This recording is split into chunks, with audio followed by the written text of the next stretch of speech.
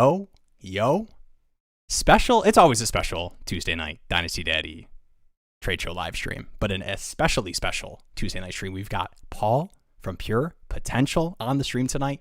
Gonna answer your questions, go through some rookie mock drafts using a 3-round mock that I will post in the Discord in a second. I promise, and show on the screen. Paul, 2 questions. 1, how you doing? And 2, how are you feeling? How is the free agency rookie hype season treating you and your dynasty teams? I'm doing great. I'm enjoying some nice weather finally here in South Jersey after the most snow I've ever seen in my life. Got to mow the lawn today, get outside, get some sunshine. So I'm feeling good. As far as the NFL landscape right now, I mean, we all know the rookie class is a little bit underwhelming, but I think I like how I've played it so far through my content. And I think there's definitely still some excitement to be had. And free agency was really fun. I mean, I remember getting the notification, Kenneth Walker signs with the Chiefs. I will always remember exactly where I was. I'm like, this is actually happening. The thing that everybody's been like trying to forecast what's the best case scenario thing that could happen. I'm like, that set the tone for the whole thing. It was definitely a fun free agency, and it's going to make for some interesting storylines this year. For sure. And I feel bad. Usually my rough intros are just me asking Jeremy how he's doing. So Jeremy, also, how are you doing? You're also here. Tell me about yourself. Yeah, I'm just also here. No, I mean, I'm doing well. Been very busy. A lot of people have been using the site. May have noticed there's a bunch of new features out there, including Sleeper right back. That stuff is all live, so you can now send trades directly to Sleeper through Dynasty Daddy, whether it's on the trade finder, trade calculator, manage your portfolio, all of that stuff. And, I'm not done. I'm not done yet. So, we'll stay tuned. There's more in the works there. And excited to be able to step away from the code and talk a little bit just about Dynasty, get some new perspectives on some things, and, just learn where people are at on this 2026 class. Because outside of the top 5 or so players, I think everyone's kind of like, do I have to make a pick? So it's a fun range to try to sift out. Yeah. I was going to ask you, Paul, how are you? I feel like it's the general consensus that this rookie class is weak across the board. And I feel like that kind of top 5 pick range people are comfortable and confident in that we'll get, with the 3 receivers, Jeremiah Love, Mendoza, 101 quarterback. How are you handling? And are you even handling, I guess, is the first question, on moving picks or buying picks in certain ranges based on how you think people are perceiving, that top 5, and then, the rest of the first round, and then just the depth of the class in general? Yeah, I haven't been as active as I'd like to be in managing my existing leagues. I've been in a lot of startups this offseason. I had a couple of like Empire leagues that got reset, and so I've been doing some drafts there, joined a couple other startups. And I can say in those startup drafts, I have taken a lot of 2026 rookie picks because people do not want these things. Like, people think that they are like radioactive or something. They're taking Kyle Manungai over the 110 or whatever. Like, it's just literally nobody wants these picks. So I have been taking them. I think that a lot of the hate is warranted, but I think there's a breaking point where it's like, we're still going to see guys get drafted early. There's going to be guys that land in good spots. So my line for most of the offseason has been like, I'm going to kind of push back against the heavy 2026 fade. And I think it's going to work out in the end, because I think people are eventually going to come around to having their guys that get the combination of draft capital and landing spot that they want to see. And once you get on the clock with that 109 pick or whatever that nobody wants, all you need is for one of your 11 league mates to like one guy that's on the board a little bit more than you do. And now you've got a trade partner. So I've been kind of leaning into it a little bit. I've been trying to add picks where I can. If I've been moving picks, it's either moving back or trying to consolidate. I traded like 107 and 108 in a half PPR league for Kenneth Walker. So kind of like consolidating around higher end talent, but the 1-to-1 deals you can make right now with these picks are not very good. So I've been kind of just sitting on them. Yeah, I think I know for me, I've been trying to kind of do I like the trade back concept of, I feel like I think we overestimate too our confidence, and we'll talk through all these mock drafts, and if you consume any kind of dynasty content, Like there is a handful of names that are pretty consistently that, 106 through 112, where people are, penciling in Ken Sadiq as a mid-first rounder. You've got, Stowers who killed the combine and people excited about, the buzz about, he might be a wide receiver only to some teams and be drafted and, fill out that position. I think sometimes we get a little overconfident too of some of the upside bets. So I think I still, even though it is generally considered a weak class, I'm still kind of trying to tack on and do those moves like you talked about, that 107 108 Kenneth Walker deal, or I'm throwing in a late first on top of another receiver to get into Zay Flowers as a players like that you can buy. If I can throw one more thing out there, just something that I've been kind of thinking through is just and I've been kind of coming more around to this more and more, is just that I think that the late, like the mid to late second and into the third round, I don't think they're that different than most other classes. I feel like the picks are way cheaper because everybody's just kind of pushed all the picks back in terms of value. But when you look at the prospects that could be available there, and obviously there's a wide range because we don't know how they get drafted, but there's just so many wide receivers and so many interesting tight ends. You get into like Chris Bell or Ted Hurst or Jacoby Lane, Antonio Williams, Max Clare. There's like all these guys. There's all these guys that are going to be, just because there's so many names that are going to be sitting there in the mid to late second. I don't really think these guys are worse bets than players we typically take in that range. Like we've been taking, I don't know, Jalen Noel and Elijah Arroyo and Blake Corum, who was literally like an old third round running back who was drafted as a backup. He was like the 208. So I don't know if I'm more just making the case against late seconds as a concept, but I think this year you're getting those prospects that you can kind of throw a dart on at a lower price than you've ever gotten them, because everybody's just sort of seeing like 2026 bad. Yeah. But like that range just isn't really worse than what we typically see. You're going to get some round 3 guys. You're going to get some tight ends, maybe some day 3 running backs that get a decent spot. And if you can trade back and pick up, just get those thrown in, like literally the way they're valued right now, they're just kind of thrown into deals. I think you can stack them some upside there. All right, we've got some trade questions. I'm a yapper. Okay. I had some self-reflection. We've got pure potential, Paul, on the line. So I'm going to toss it over to you. Too, so it's perfect. Trey here, 10 team start 9, super shallow here. Who would you pick at the 2026 104? So super shallow league. Paul, yeah. Where are you going there? I'm already Mendoza 105 in a 12 team super flex. So he's not really entering my consideration a 10 team league. It's definitely going to be one of the wide receivers for me here. As it stands, I have Tate, then Lemon, then Tyson. It's going to be very, very flexible depending on how the draft goes. So my answer at 4 is just whichever one of those guys is still there. That would be my 104 pick. Tate, Lemon, or Tyson at 104. And I have a quick question too. Do you have any leagues that are the rookie draft is happening before the NFL draft? I don't. I'm just curious. Yes, I have two rookie. I think 2 that are already done, and I also did one startup that had rookies included. And it's been a kind of a mixed bag as far as the order. I've seen Lemon go first. I've seen Tate go first. I haven't seen Tyson go first. I think there was one where it went like Lemon, Tyson, and then Tate actually went third of that group. But people kind of have their own take on it, and I don't think we're going to get any real clarity on who the best bet of that group is until we see the draft capital and we see the landing spots. And I'm gonna toss this over to you, Paul, as well. I assume this might be a targeted question to me, even though it seems like it's for Paul, because I have not responded to Fantasy Meatball's trade request in the Charlie Daddy League. How do you stay active in leagues and keep up with making podcasts or writing articles? But there's a chance that this is a general nice inquisitive question for you, Paul. How do you stay active in your leagues? How do you stay active in your leagues? Yeah, that's a good question. I mean, my answer right now is I just haven't been as active as I'd like to be. I do, in fairness to myself, I do have a 5-month-old and a 3-year-old, which I think is the bigger obstacle than the podcasts or the articles or the videos or whatever content it is.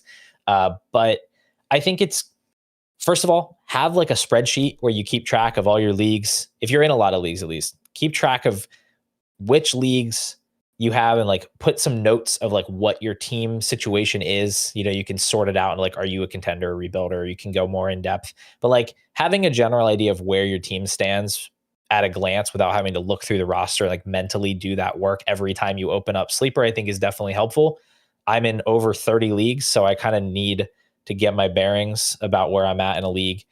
Now, I'm enough of a sicko that I practically have my rosters memorized. Like by league, I can tell you like, oh yeah, I have that guy in this league and that guy in this league, and that's a sign of mental illness. But in general, I think knowing where you stand and kind of sorting your teams out by their outlook, and then just not trying to fix everything all at once. Just like go check it out, put some guys on the block, send out a few offers, see if you get some messages back, and just kind of take it day by day. You know, if it's something you enjoy, it shouldn't be too hard. And also like don't put standards on yourself of like what active is that are like unrealistically high. You know, if you're making a few trades, a few dynasty trades every month, you know, at this time of year, that's fine. That's plenty. Rookie draft season is when it really kicks off. And speaking of making podcasts and content, wanted to shout out the Pure Potential channel. I would like to think that the Dynasty Daddy chat is the Pure Potential enjoyers. We're a Venn diagram where the middle portion is 100% full, but just in case that is not true, this is the link. Please go subscribe. Do yourself a favor if you are a Dynasty degenerate and sub to the Pure Potential channel. And had a video recently, right? This was a Dynasty sells video with H-Han. Buys and sells. Yeah, H-Han. That was definitely my more controversial take is the sell H-Han. Now I ended up talking about H-Han for like 9 minutes. I went to edit this thing and I was like, did I actually talk about him for that long? And I did. I went all into the minutia. We've been there. Yeah. It's my favorite when I have this like really like thought out explanation of why I'm like slightly lower than the market. And then the comments are just like, so you hate Devon H-Han, you think he sucks. It's like, no, like that's not what I said. And but, I did watch, and I do think that like overall ranking wise, like you and market was only a couple spots off in terms of like actual running back rank, but just kind of more so like especially players in H-Han's tier, like those like everybody in the league is interested once this player hits the block. Like I think those are worth having conversations about from a buy and sell perspective. Yeah, I mean it's all about the. Sometimes it's just about getting a small win, and some people will see like a 6 spot difference and think like that's not significant. I mean, in the second round of a startup, that can be a reasonable difference, especially certain bets you can make there. So yeah, I don't know. It was a guy that I had some thoughts on. Honestly, I'm surprised I still have him as ranked as high as I do, but there's kind of a drop off that comes when you get into that mid third round where it's like, I don't care how bad I think the situation is in Miami. I'm still gonna stick it out with H-Han at that point. That's something too I've learned from my limited time making content is it's a lot easier to make a buys video than a sells video. Yeah. People hate the buys, everyone's like, oh yeah, like you're like this guy's awesome. I have that guy. Yes, like this is my video. I'm gonna like, subscribe. You're like all the players on your roster you should sell. You got all the busts. And everyone's like, oh no, like this is you're dumb. This channel stinks. Like, so I definitely I remember when I made my first sales video, I'm like, oh, this is a very different comment section than what I'm used to. So yeah, I feel that. And I mean, I agree as well. It's like you kind of have those elite tier of running backs. And after that, you kind of have this weird bunch of like A-Chain and, you know, you have like Jonathan Taylor's and they're all really good, but it's like, which one's going to be the one that has more value long-term? And each one has kind of a bear case that you can lean into. I do like those negative comments though. Because if people are disagreeing with me, it means it's an actionable take, right? Like if everybody's in the comments like, yeah, I totally agree. Like I'm selling it. If nobody's in the comments telling me I'm an idiot because H-Han is like the best running back in the NFL, then I'm not giving actionable advice. It's like, okay, great. Everybody that likes my takes, go trade with this guy that hates my takes. Like that's how we get this done. So that is the one silver lining. 100%. And we are going to be moving over to the rookie mocks using the 3-round mock that I will show on the screen. Paul, I don't know do you see the link to that mock in that Discord chat? Yeah. I want to make sure you get in there. And then I'll post that puppy. But let me pull up. All right. Oh, Jeremy. I see. Okay. Yep. I got it. Yeah. Loaded up here. Well- Man, just so you know, you have it set to snake right now. I don't know if that's on purpose or not. This is why Paul's on the channel, guys. The mock draft troubleshooter. We did an auction mock like 2 streams ago. Never again. And if so, that was it'll be rough. reformatted. That was Auctions are a whole nother animal. Well, for honestly, sure. it would have been okay. We just only had 6 people, and we still went for it. But you live and you learn. I think, dude, the hard part with a mock or an auction is like you constantly have to be involved. So you're also trying to like answer trade questions and stuff. You're like, wait a minute, like there's never a break from the draft of like we can talk about a topic because you got to make sure you're bidding. All right, Jeremy. Herbert. This is ASB. I assume it's Amonra. And a 27 late first or Stroud, Igbuka, and Olave. No format. What kind of question is this? Herbert, All Amonra, 3 late assets on the left. It's Herbert. Upgrade, it's the Herbert side. upgrade. Come on now. Yeah. I think you could maybe argue one asset is slightly better on the other side, but right. I think it's pretty clearly Yeah, no, that's Herbert, Amonra. Josh is just flexing. That he flees somebody in a trade and he just wants to ask. Yeah, it it's like, oh, hey, I just want to know. I got the ASB 2 best side. players in the deal, and all I had to give up was Igbuka, who didn't show up for the second half of the season. Let's give Amonra It's Olave. I always full 4 letters. sleep on Olave. Fantasy Meatball said, "What do we sell HN for?" Tell him to go watch my video. I talked about him for 9 minutes and suggested some trades. But yeah, I mean, mainly I'm trying to stay in the elite tier with him. Like I want to move up and get Bijan or Gibbs or Genty or something, or I want to be pivoting to another position like McMillan or Colson Loveland in tight end premium. Get like a younger insulated asset that can hit an elite ceiling.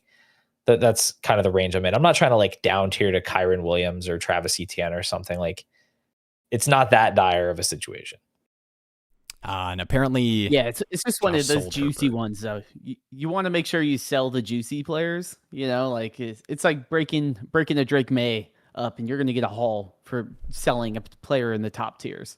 can we get a timeout? Because we had a little disagreement. I think Jeremy and I are a little bit off on if Colson Loveland deserves his juiciness that he has in tight end premium Colson leagues. Loveland is so goated, dude. He's juicy. Okay, there That we go. dude's No, that it's dude- with, that with, dude with rocks. the I'm context. right. I forgot what the trade was, but there's some. No, I think we ended up getting on the same page with the move. I am already anointing him into like, if I can't get Trey McBride, Brock Bowers, like I'm right there with Colson Loveland. Like at the start of the next round. Loveland is my 22nd overall player in tight end premium. So All right, Paul is. I was going to say Paul's looking. Paul might even be ahead of me on Loveland. So happy I brought it up. I'll be rewatching that stream later, knowing that Paul agrees with me. All right, speaking of elite, juicy tight ends, and I'm going to frame this question as how much of a tight end premium would there need to be for you to take the Bowers side? This is Bo Nix, Harold Fannin, or Brock Bowers in a 27 second. Bo Nix, Harold Fannin, or Brock Bowers. Trying to think this through. Luckily, I have my handy dandy ranking sheet with values on it. Yeah, yeah. Bo Nix to a think- 27 second. Yeah, go ahead. I think I think in a 0.5 tight end premium, I'm taking that in most situations. Like maybe Taking I'm the not in a Bowers side? spot where I can afford to lose a quarterback. Like maybe I'm put in a tough spot if I don't have a backup or I don't have the value to backfill that. But if I have a above average value team or I have an excess at quarterback, that's exactly the type of consolidation move I'd want to make. So 0.5 point tight end premium, I'll take the Bauer side. If it's 1.0 tight end premium, it's a smash accept, like, massive win of a deal. How far off is, I don't know if you have your handy dandy rankings up. How far behind Loveland is Fannin overall player wise for you? Quite a bit for me. I like Fannin. Like, I mean, he really impressed me as a rookie. It's just, it's a thinner path in the sense that he was a third rounder. He doesn't have the most conventional build for a full-time tight end. Like, it was kind of a pleasant surprise. Like, oh, this guy actually is playing all the snaps despite being kind of undersized and maybe not the best blocker. And now you have a coaching change. You have like the worst offensive situation in the NFL. I like him. I'm optimistic about him. I just think there's like some risk there where Loveland is just like as clean of a pedigree as you can look at in terms of the draft capital, the production in college. He's with this offensive genius in Ben Johnson. And like, I think he's going to be the focal point of the passing game. So you pretty, do get pretty healthy gap for me. You do get a wide receiver mocked to the Browns pretty consistently too. I feel like you see.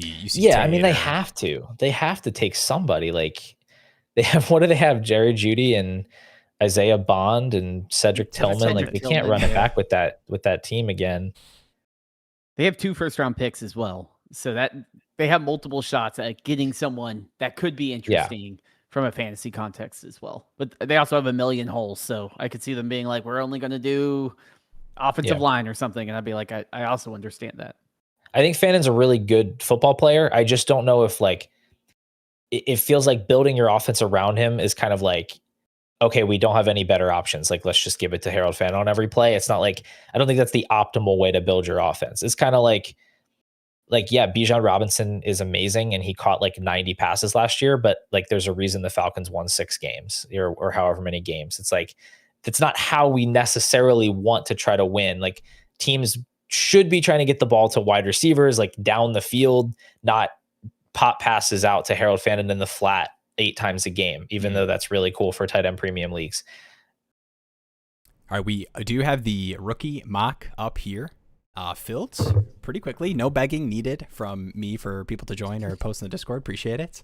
We'll get this started in a second. I'm not going to walk through every single pick that you see on the screen, but we have 3 rounds. This was I believe it was Field Yates, Mel Kiper, and then I'm forgetting the third name, but it was kind of like an alternating picks. We've got 3 rounds here. I think just quick call outs. You've got Sadiq in the first, going to the Chiefs. Stowers in the late second to the Broncos.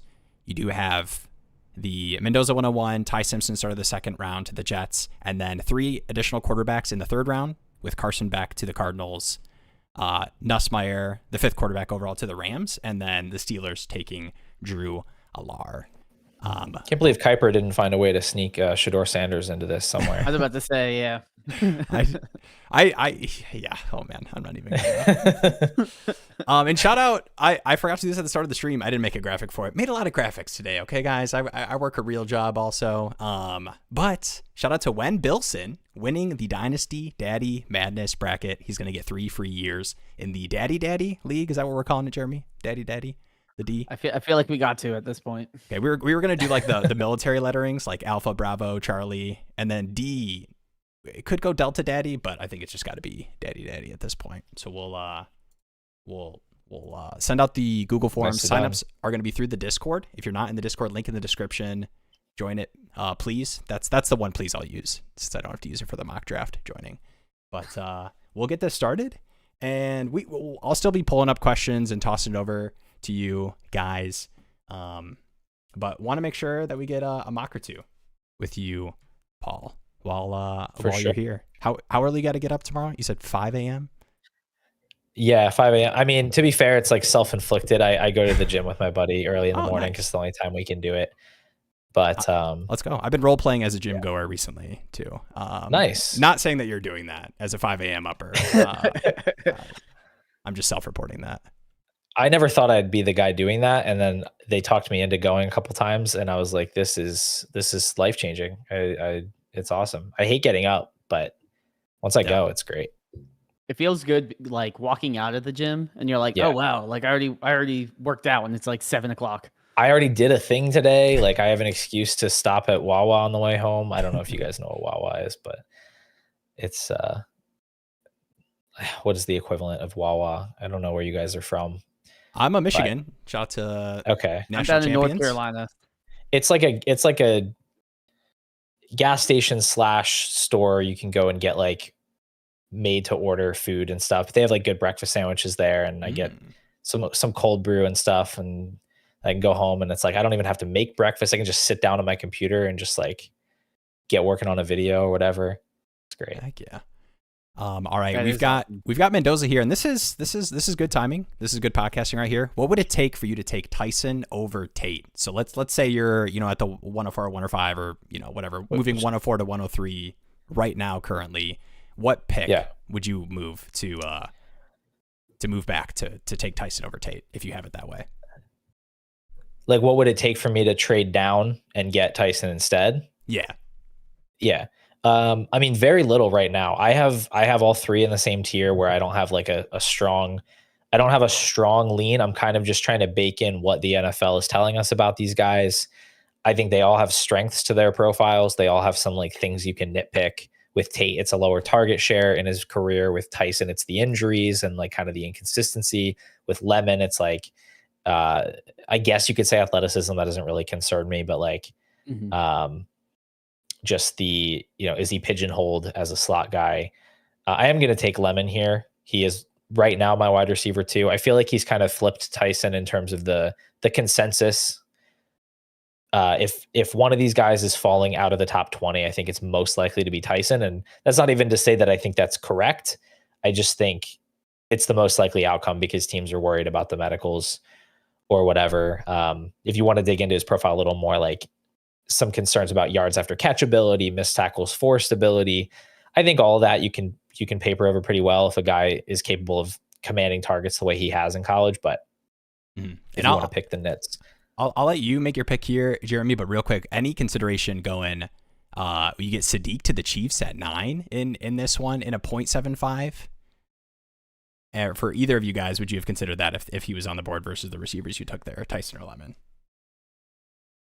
I wouldn't have taken him over the receivers. He would probably leap over my current 6th guy, which is KC Concepcion.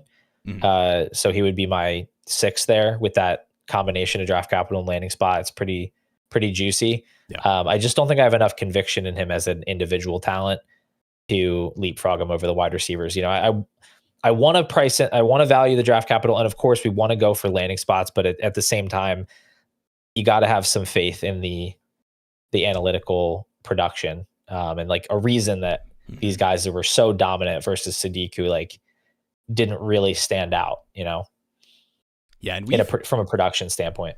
I am going to take Omar Cooper here. He gets the Jets landing spot. The other considerations, you get Ty Simpson to start at 2nd, Denzel Boston to the Titans, but 16th overall, even if the Jets feels gross, I'll go Cooper there. But I agree. I think you see Sadiq 9th overall, and then you get the Chiefs landing spot is exciting. But I mean, going back before the most recent tight ends of, we have Warren, Loveland, and Bowers fresh in our mind of like early first or early mid first tight ends that have been like really strong, high values for fantasy. But like if you dig back further and look at tight ends that have gone like early mid first round, like not that great hit rates versus some of these like Eric Ebron, come on down. Eric Ebron versus OJ Howard, Trey McBride, Sam Laporta that are like early second guys. So I think like the profile I think matters almost as much as draft capital.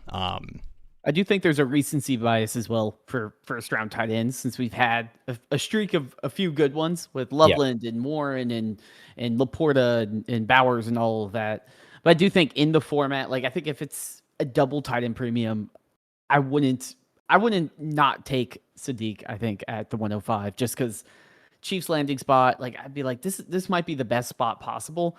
And with the double tight end premium, the bar would be super low. Now with the 0.75 or 0.5, I probably would lean Tyson, but I mean, there's also a reality that those injuries are such a concern, especially once we get information at the draft, that I don't think the tier would be that crazy if we have a top 10 tight end to the Chiefs landing spot to consider him here.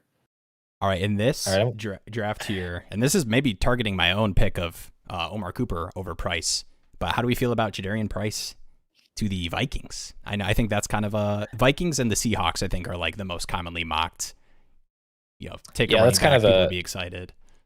That's kind of a best case scenario for him, I'd say, especially getting the top 50 capital to that backfield where there's very little competition. I'm on the clock here, and I feel like I've hit a cliff here in terms of guys I want to draft. It is. Oof. That's pretty a rough ugly. 3 landing spots there too in the second. We're round looking there. at like I have no interest in Branch at this spot. He's never getting a target on this team. Chris Brazzell Antonio Williams. with the new Chris Shabazz. Brazzell is such a terrible fit as this vertical outside wide receiver. Like that's literally the thing they already have. Worst DK. I just don't understand that. I'm actually going to go ahead and take. Hold on, I got to make sure I can find him. I'm going to take. Shoot, where's my guy? Honestly, I might just take Max Clare here. 0.75 tight end premium. No, I won't. I'm gonna take Jeremy Bernard. Goes 54th overall to the Eagles. In this universe, AJ Brown is a Patriot, and we have backfilled his spot with Jeremy Bernard, who obviously is not AJ Brown. Very high likelihood this is another Treylon Burks situation, but he can operate close to the line of scrimmage. He can go over the middle. He's pretty versatile, so I think they can, play around with him and Devonta Smith, move them inside out, move them outside. He's got enough of like a do-it-all profile. There's opportunity there. I'll take Bernard. Real quick, I have to address this. I'm sorry, guys, to kind of interrupt the questions and draft we're looking at. We got a Dynasty J coming in here saying they call him Dad, Bod, Will. I have been role-playing as a healthy guy for long enough. I am in off-season best shape of his life right now. The reports are coming out. So best shape of his life. So I had to push back. Dang, on that you're getting called out in chat, man. Dynasty J. To be fair, Dad bod and best shape of his life are not mutually exclusive. That's fair. That's fair. All right, Dynasty Daddy on the clock. Yeah, I mean, I think this is definitely a big drop off in the second round, and then it kind of goes back to the earlier conversations we had of that mid-second versus early third. Like, what's really the difference? I mean, here I'm probably just going to lean Emmett Johnson. I think he has pass catching upside, and I don't even know. I think ultimately, like, I see these running backs in this range have a opportunity to get onto the field, and I want to take that more than a lot of these wide receivers that have less than inspiring landing spots. I just noticed Jonah Coleman didn't even go in this, and he went 202 in our mock draft. The ADP and then is Johnson crazy. Didn't even go in this, and he went 206. I mean, that isn't even necessarily wrong. Like, fourth round, Tootin and Scadaboo last year were fourth round, and Scadaboo was going like 204, 205, and Tootin was going like 208. So I'm not even saying that's wrong. They could be early day 3 picks, but it's just kind of goes to show you it's a little underwhelming in this range. Yeah. Yeah, I think, Chris Paul, I think to the Saints was kind of an interesting landing spot if I'm just, picking my spots receiver wise. And I do like Chris Paul, but looking in between the tight ends and the QBs, and I do like Delp.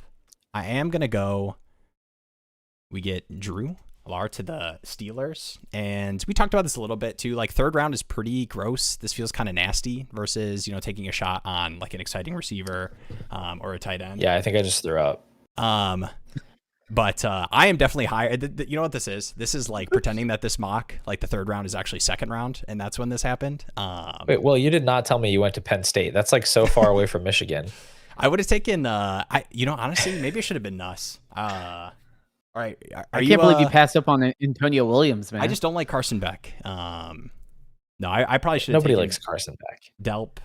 I wish Chris Bell didn't go, so I didn't have to be the admin control. Pause the draft. Speaking of walking it back, am I crazy? I swear I saw Mendoza go 102, and then he like disappeared, and then it was Carnell Tate on my screen. I liked what he timed out meant for the rookie draft, so I just pretended that I didn't see it happen. Okay. How did it change? Who changed it though? Will put his finger on the scales of justice. Interesting. That's interesting. The Lord works in mysterious ways.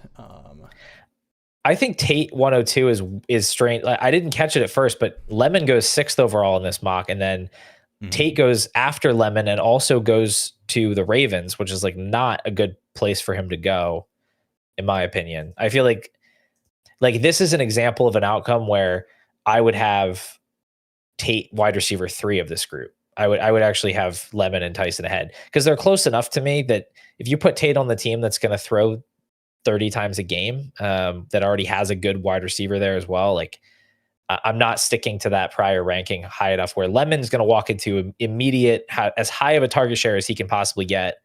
Tyson gets to be with Sean McVay. I would not be taking Tate 102 in this universe. Yeah, I agree. I just did the whole. Did Surratt not go top 3 or like in the top 3 rounds? He didn't. No. Unless I'm missing him, he's didn't go. Yeah, I always feel like I'm surprised to see him in the 3rd round. But the Surratt Cooper stuff is really interesting, and I mean I get it. Like if you watch, and I think there's a lot of things to knock on Surratt in terms of like fantasy upside for our purposes, but I mean overall production, like very very close between the two. Like I'm surprised that we didn't get you get Cooper 16th overall, and then Surratt not even in the top 3 rounds. Trying to think this through. I think people are worried about his athleticism, and like I think there's separation concerns. Yeah. It's kind of I think it's kind of Alec Manor-esque of like a guy that started out the process higher, and then the NFL seemed to kind of sour on him as it went along, and just a guy who had production in college but maybe didn't have the elite traits that people thought were translatable. Speaking of production in college, I love the Delpa pick, and I probably would have and should have taken him at the 208, but that's one of those guys that like if you just look up like tight end production stuff, like just not great. But I think like if you watch, I was about to do the watch the film thing, but I think he just kind of moves and looks like fantasy upside kind of tight end bet that I want to make in these like late 2nd, early 3rd ranges, especially if we get. It's like okay to watch the tape. You're allowed to do that. I'd be lying if I said I have like a super strong Oscar Delp take. I just think he gets a good enough landing spot, good enough draft capital. He's athletic. I didn't like anything else I was looking at on the board. So 0.75 tight end premium. Give me the tight end. I'll take the tight end. That's fine. I am surprised seeing Nussmeier as a Ram also in the 3rd round that you wanted to pull the trigger on Allard. Do you have like a strong take on him specifically? I actually like Nuss more. Okay. And I think I just got a little interesting if I can be fully transparent with everybody. But I do like them pretty close together. Like I definitely will be the fish that's going to do the Tyler Shuck thing where it's like mid 2nd, late 2nd. If we get any of these quarterbacks in the 2nd round to like Steelers, Rams, whatever, interesting landing spot, I'm going to be the guy that's taking them ahead of these, it worked like out. Interesting receivers. It worked out once. Why can't it work out again? You know, I'm going to be so honest. I didn't even notice that Zachariah Branch was still on the board. I would have taken him. Yeah. I would have taken the guy that went 41st overall in the draft if I had noticed that he was still there. I'm not a big fan of Zachariah Branch, but yeah, I mean, if he went for 41st to the Bengals and he's in the 3rd round, like that's a free bet. It's kind of crazy that Eli Heidenreich went ahead of him, like didn't even go in this mock. Like in this universe, he could be an undrafted free agent right. And like he's going over Zachariah Branch. I think the assumption is just 4th round is what everybody does for the prospects they like in these mock exercises. Branch is he's a screen merchant, and obviously he's going to be competing for targets with Chase and Higgins. But also, like counterpoint, T. Higgins has been known to miss a game or two. They're pretty thin in the wide receiver core. Like if you're saying you're one injury away from stepping into the 2nd wide receiver spot with Jamar Chase and your quarterback is Joe Burrow, I think that's a pretty worthwhile guy to pick in the 3rd round of a rookie draft. Yeah, especially like if they take that offense 2nd round, has to throw the ball a lot too. You know, like they have to throw the ball a lot. There's going to be a lot of targets to go around. It's not like the Eagles offense or something where it's you're like I hope he gets one of the 15 targets. Yeah, so exactly. I mean, one injury away. Usually I don't like doing one injury away wide receivers, but someone like Zachariah Branch, he does have some upside. You know, I've heard crazy comps for him, which I don't subscribe to, but in a good offense, they would get the most out of him. Yeah, it's like opportunity cost at this point, right? We're taking guys from Navy that don't even have a position in the NFL, and I think at that point we can do handcuff wide receiver for Joe Burrow. I think is fine. Yeah, and I think there's I think 2 things I'd want to call out where Gesicki's value that he's had at times, and even Noah Fant last season too. Like if the offense changes, if they're taking a Branch, early 2nd round, if we're kind of painting the picture. And then this from G Trey here, Branch was just on a bad offense at Georgia. I do think that there's some merit to like, was Branch a screen merchant out of like that is the only role he could play, or was it just how the offense was built with his skill set? Yoshi Voss was chicken or the egg thing. Yeah. I mean, he was a 5-star recruit. Like he was a 5-star recruit, and there, that could be something there. We definitely or I personally made some excuses for Luther Bird and how he was used in his last season as kind of a gimmicky guy and like was played out of position. So you can definitely do that. It's dangerous when you try to massage the numbers that way, but again, we're talking really low opportunity cost here. Mm-hmm. And yeah, not first round, early second, mid third. That's when you take those guys. All right, now that we've gotten a good digestion of the draft, and we've all had one pick that we regret, we can. I'm going to reset up the mock draft. I'm going to switch over to the triple prong overlay. I'm going to give you guys a question. Paul, I'm going to throw this over to you. We're going to do a couple questions while I'm getting the next. So get your fingers ready if you weren't in this last one to join the next mock that I'll put here. Superflex, 10 by 10 PPR, Chase Brown in a 27 first, or T-Mac in a 27 second. It's so hard to answer questions about 27 first without seeing what the team looks like. It's so hard. Like that can be such a different answer if we're looking at, really strong. I guess I'll just answer it multiple ways. Like if the 27 first belongs to a really strong team, or if it's your own 27 first and you feel like you have enough competency that you can, make sure you get in the playoffs, I would want McMillan. I would want to go and get that elite wide receiver, especially if it's, I didn't see here if you said full PPR or if it's full PPR. Yeah. Full PPR. If it's start 3 wide receivers, especially, I would like to go and get T-Mac there. If this is a kind of a fragile team where there's risk that 27 first could end up being a non-playoff pick, I think it's probably too much to pay right now. I think you want to maintain that flexibility. And I'd say as a general rule, I am being really, really careful about trading 27 first because I just think they're going to be so sought after. I mean, they already are, but like they're going to be so sought after. They're a really scarce asset. They can only really go up in value. So I'm being really picky about trading them. And I think if you're ever on the fence about a trade with a 27 first, honestly, just holding is probably a good move because that means you might have another chance later. And this might be a look ahead trade where the context is I'm a contender and using Brown in an offer for McBride. Start 3 wide receivers is the league. 10 by 10, start 3 wide receivers. Okay. Kind of a trade for another trade. I do not get never those go done. wrong. Have either of you guys had a 3-team trade happen recently or at all in your lives?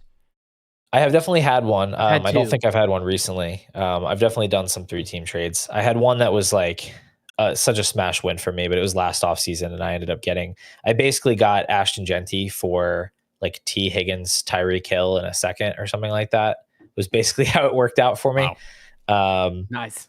Yeah, but it was, I don't remember all the details, but it was fun.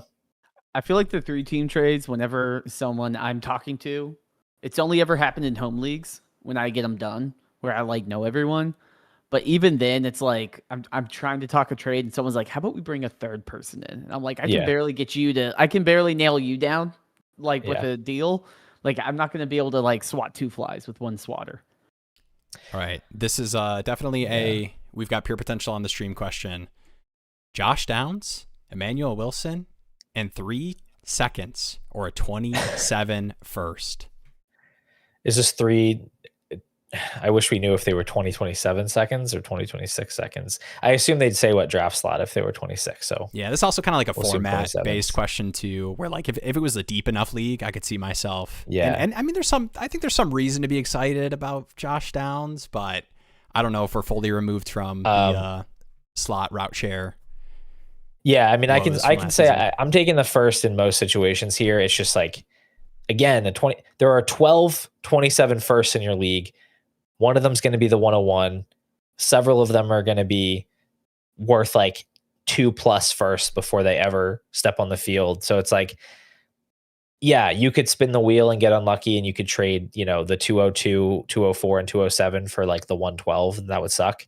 But I think it's a wheel you want to spin. I think you want to just get those picks and hold on to them. And so Yeah. I try to think of it from both angles. If I had a 27 first right now, there just isn't a world where I'm trading it for that package. So I have to do it the other way. It's such a gross package. You're like, you're going to get a bunch of Drew Alar picks and be like, sick. I have a taxi squad of trash. Yeah. You know, I mean, like, to me, it's like you take, it's like when you have that jar of quarters and you just take it to the grocery store and pour it into that machine and you actually get like money that you can use at the store. Like, I'd rather just have the first round pick that actually can have significant value, get me a valuable starter, or be used in a trade where I go up and get somebody that people are excited about. If anyone sends me a DM about Josh Downs, that is one that is left on red. I do not want to deal with that mess. I already have too many Jaden Reeds. All right. Let's not get disrespectful here. Oh man, I remember. I think Josh Downs was on the thumbnail when we did the stream heading into this last season.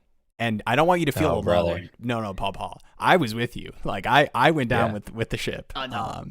And I think we're still floating. Like, never wrong, just early. Never wrong, just early. Okay, yeah. He's young enough. The beats are talking about it. It's a breakout year for Josh Downs. It's coming. They moved Michael Pittman, so they get him out there on the field. Don't worry about it. Doesn't exist.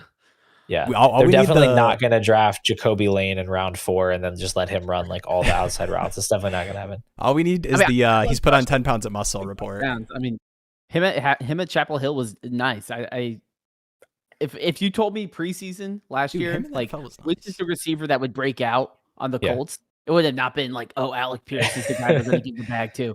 Like I've been like, it's probably Josh Downs, but it's also one of those things where it's like, I don't know if I want to place those types of bets on, like every year there's a million Jalen Polks and Javon Baker. He made 2 really good plays, like that great situation. It never works out. Like for wide receivers, sometimes I just want to pay for the known asset. Like I'd rather just pay up for a Devonta Smith or something and just be like, I know he's at least something and not like a wild card player that might be just have dynasty value, but not have, production that I can count on.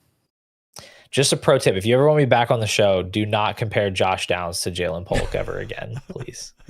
Well, I meant preseason, people hyped up that situation of the Patriots, no wide receivers, like something's going to pan out. I have for sure, and we just started the rookie draft here. I file away my takes, and Josh Downs has definitely filed away into the offensive scheme is the reason the take was wrong. I don't know if you're in the same boat, Paul. And that's what I'm going to do with Antonio. I'm not Williams wrong. As well.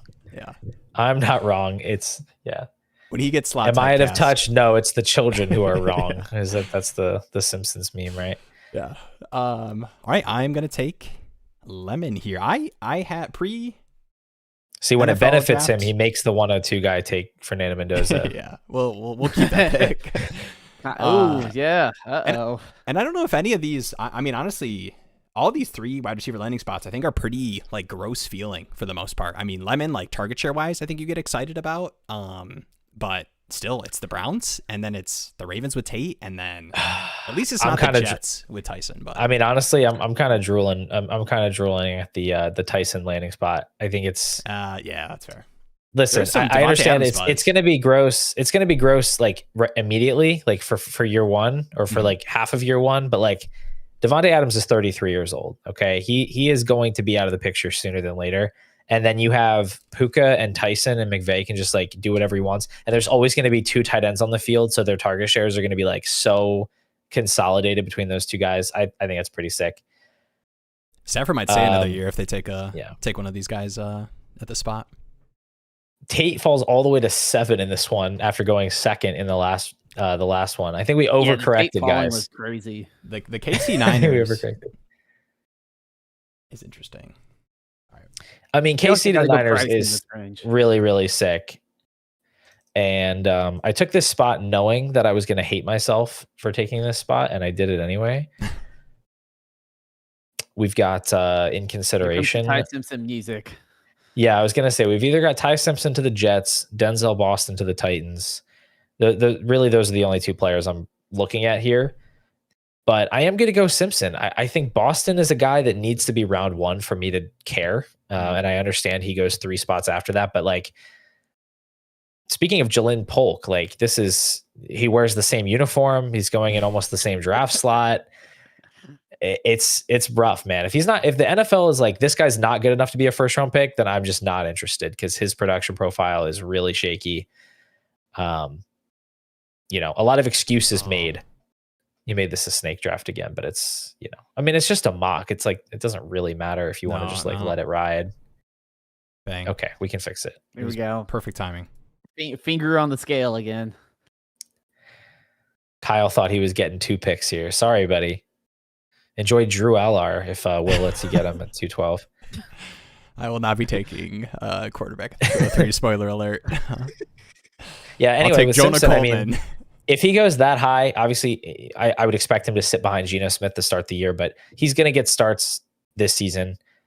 You've got Garrett Wilson. You've got Omar Cooper Jr. added to the room. You got Breece Hall. I don't know. Crazier things have happened. I don't know. Have crazier things happened than Jets finding a quarterback? That's fair. That's super fair. Well, I mean, at least we know Ty Simpson 4 teams later and 6 years later will be winning the Super Bowl for some other team, right? Please be the Panthers. He goes down the Sam Darnold arc. Yeah. Well, he'll be on the Panthers, and then the Panthers will let him walk to some other team. He'll play practice squad safety. Yeah. I'm gonna take. Man, this is like. Yeah. When you really start staring at the draft capital and landing spots, and Drew Allard, come on. No. This is between Chris Bell, Ted Hurst versus the second round receivers. For that, you're like, I never again. No, I'm not. Definitely again in my real drafts, I just won't be live on YouTube when it happens. So don't anybody share those when they happen. Okay. Well, thanks to Dynasty Daddy, we can look up your teams and we can expose you. That's true. I went Chris Bell. Shout out to my guy Mike in the 5 spot, one of my highest tier members. He's a great dude, but I think he screwed up here with the 105 pick, taking Concepcion over Tate. Dang. We'll see. He's locked in. He's locked in on the landing spots, man. We can dox teams, Kyle. Yeah. Honestly, like you could be doing. I remember, man, back in my redraft days, I used to go back through and save all the Yahoo previous NFL, our redraft drafts with my same league mates and try to analyze what picks I thought they would make in the first couple rounds based off of what they've done in the past with how players were perceived heading into seasons. Thankfully, I am not still doing that and can use other tools to dig up dirt on my league mates if I need to. Nice. Mike absolutely took my comment personally and just went ahead and took my guy here at 205. I do think that you shouldn't have talked trash until after his pick. Yeah, that's my bad. I'm surprised Tate fell to 107. I know you mentioned it before, but I always love kind of having that pick right outside the range that everyone agrees on, just in case someone gets a little crazy and then just lets Tate fall or something. I've seen Drake May fall to the 108 in rookie drafts and back when he was a rookie, and there's always a random player take that can somehow just throw drafts up sometimes. 100%. I like the Hurst pick. I was considering that was my other consideration at the 203 there at the 206. Yeah, that's a great spot for him. I feel like these mock drafts, they always somehow manage to cook up the interesting dichotomy between player that's actually talented and player that has opportunity in front of them. Why don't we ever just get the really clean matchup between the two? It's like, okay, Skylar Bell is now the Raiders wide receiver 1, but he's also Skylar Bell. So what am I supposed to do? And in the 3rd round versus, you get the, branch to the Bengals at the start of the 2nd. Can that be a different landing spot and receiver that goes? I don't know what I'm supposed to do. I hate this spot. I took the back end of the board so that I could maybe make a pick I actually like, and I don't want to make any of these picks. I've got Antonio Williams landing spot sucks. I know Drew L. I'm not taking Drew LR. I've got I might genuinely just go off the board and take a running back here. I mean, I could see Skylar Bell, I could see Zachariah Branch here. I'm just gonna do what Jeremy did. I'm just gonna take Emmett Johnson. Everybody knows Emmett Johnson is obviously going to be the first pick of round 4 to the Seattle Seahawks. Yeah, think about Scat Tootin. Come on, guys. That's what Oh happened. wait, Mike Washington went to the Seahawks in this one. Darn it. I don't know. I'll think of a different team. Jaguars or something.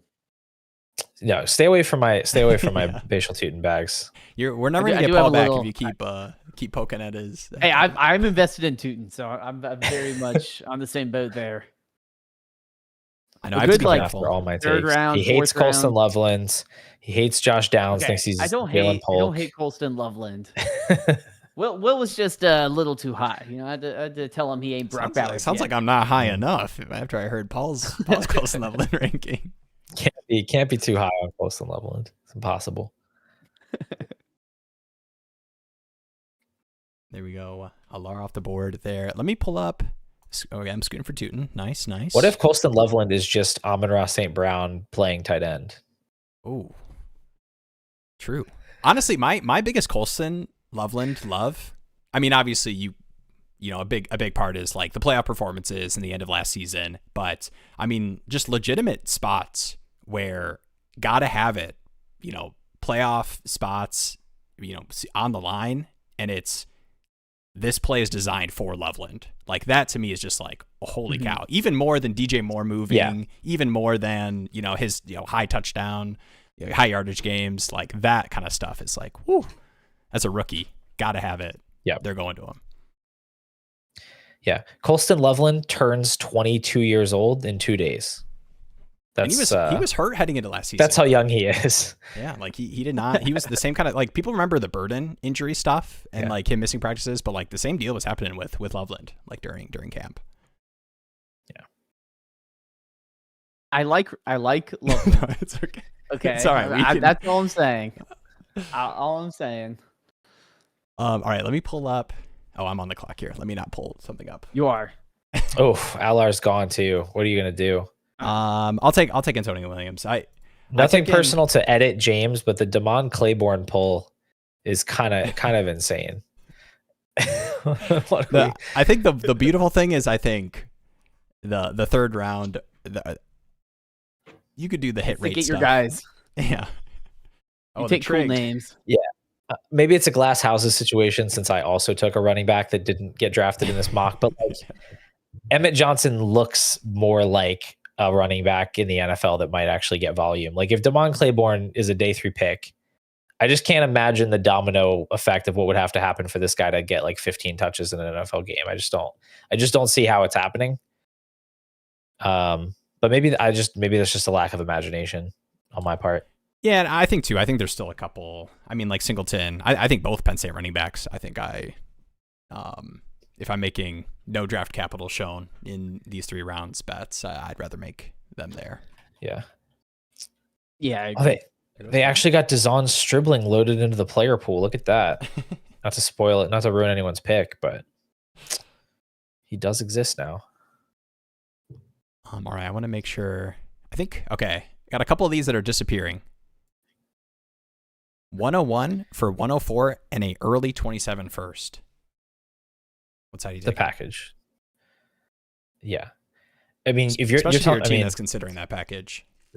it just, I mean, maybe they're really bad at projecting future picks, but like an early 27 first by itself is already like enough to be like, I mean, obviously I wouldn't just trade the 101 for that, but like that is going to cover a lot of the gap. And then you still get Lemon or Tyson or something on top. I think that's more than enough. Yeah, just being able to sit on that early first for a whole year as well. Like that's like the ultimate get out of jail free card if you ever need to cash in and buy some win now pieces in 2026. Or if you just want to hold on to it and pick it, it's going to be someone that is certainly much better than well, not much better, but you know, certainly much more hyped than players in this current draft. And the 104 bet that sure. you're getting to make too is not. I mean, you're not too far into this class where you know you're having to take a late first receiver shot or anything. Most likely. All right, Wandale. Actually, I thought I was going to have to make a tough call Joe with Lee. Bryce Lance, but I don't. I'm going to go ahead. Listen, the Bills have a long and illustrious track record of drafting big outside wide receivers, such hits as Keon Coleman and I don't know. Gabriel Davis had a minute. He had his minute in the sun. Thought you were gonna tease us with the Keon Coleman, Kevin Coleman.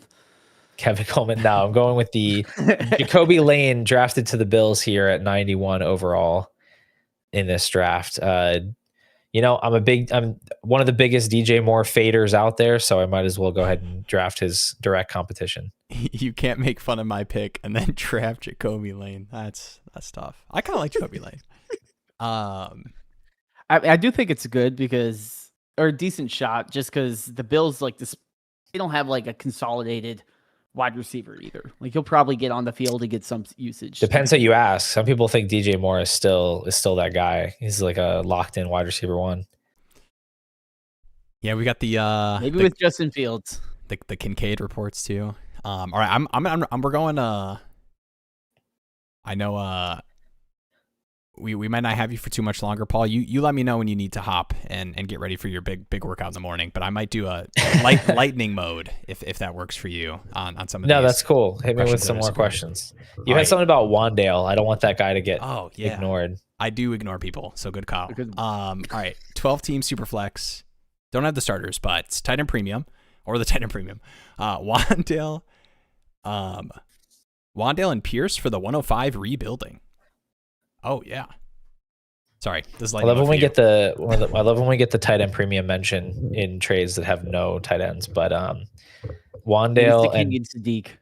Yeah, I guess you could take Sadiq at 5, but Wandale and Pierce or the 105. That's 105. Yeah, and as a rebuilder too. I mean, you don't even care about whatever Wandale does this year. 100%. All right, PPR start 10, 12-team. 0.5 tight end premium, Superflex, Montgomery and McBride, or the 103 and Tyler Warren. Montgomery, McBride, 103, Tyler Warren. 0.5. I'll go with the 103 Tyler Warren side there. I think. I mean, I love McBride, but I'm thinking Tyler Warren, very solid tight end. Like he's a top 40-ish asset for me, tight end 4 in my rankings. You get a 103 pick on top of that. Like that's really starting to add up, multiple elite assets here. And Montgomery doesn't carry too much value for me. All right, Kyler, Pittman, and 2 seconds, or JJ McCarthy and a 27 first. Kyler, Pittman, and 2 seconds. See, this one's really hard because I feel like that seems like a lot to give up for a 27 first. But if I had a 27 first right now, I wouldn't want to trade it for that exact collection of assets.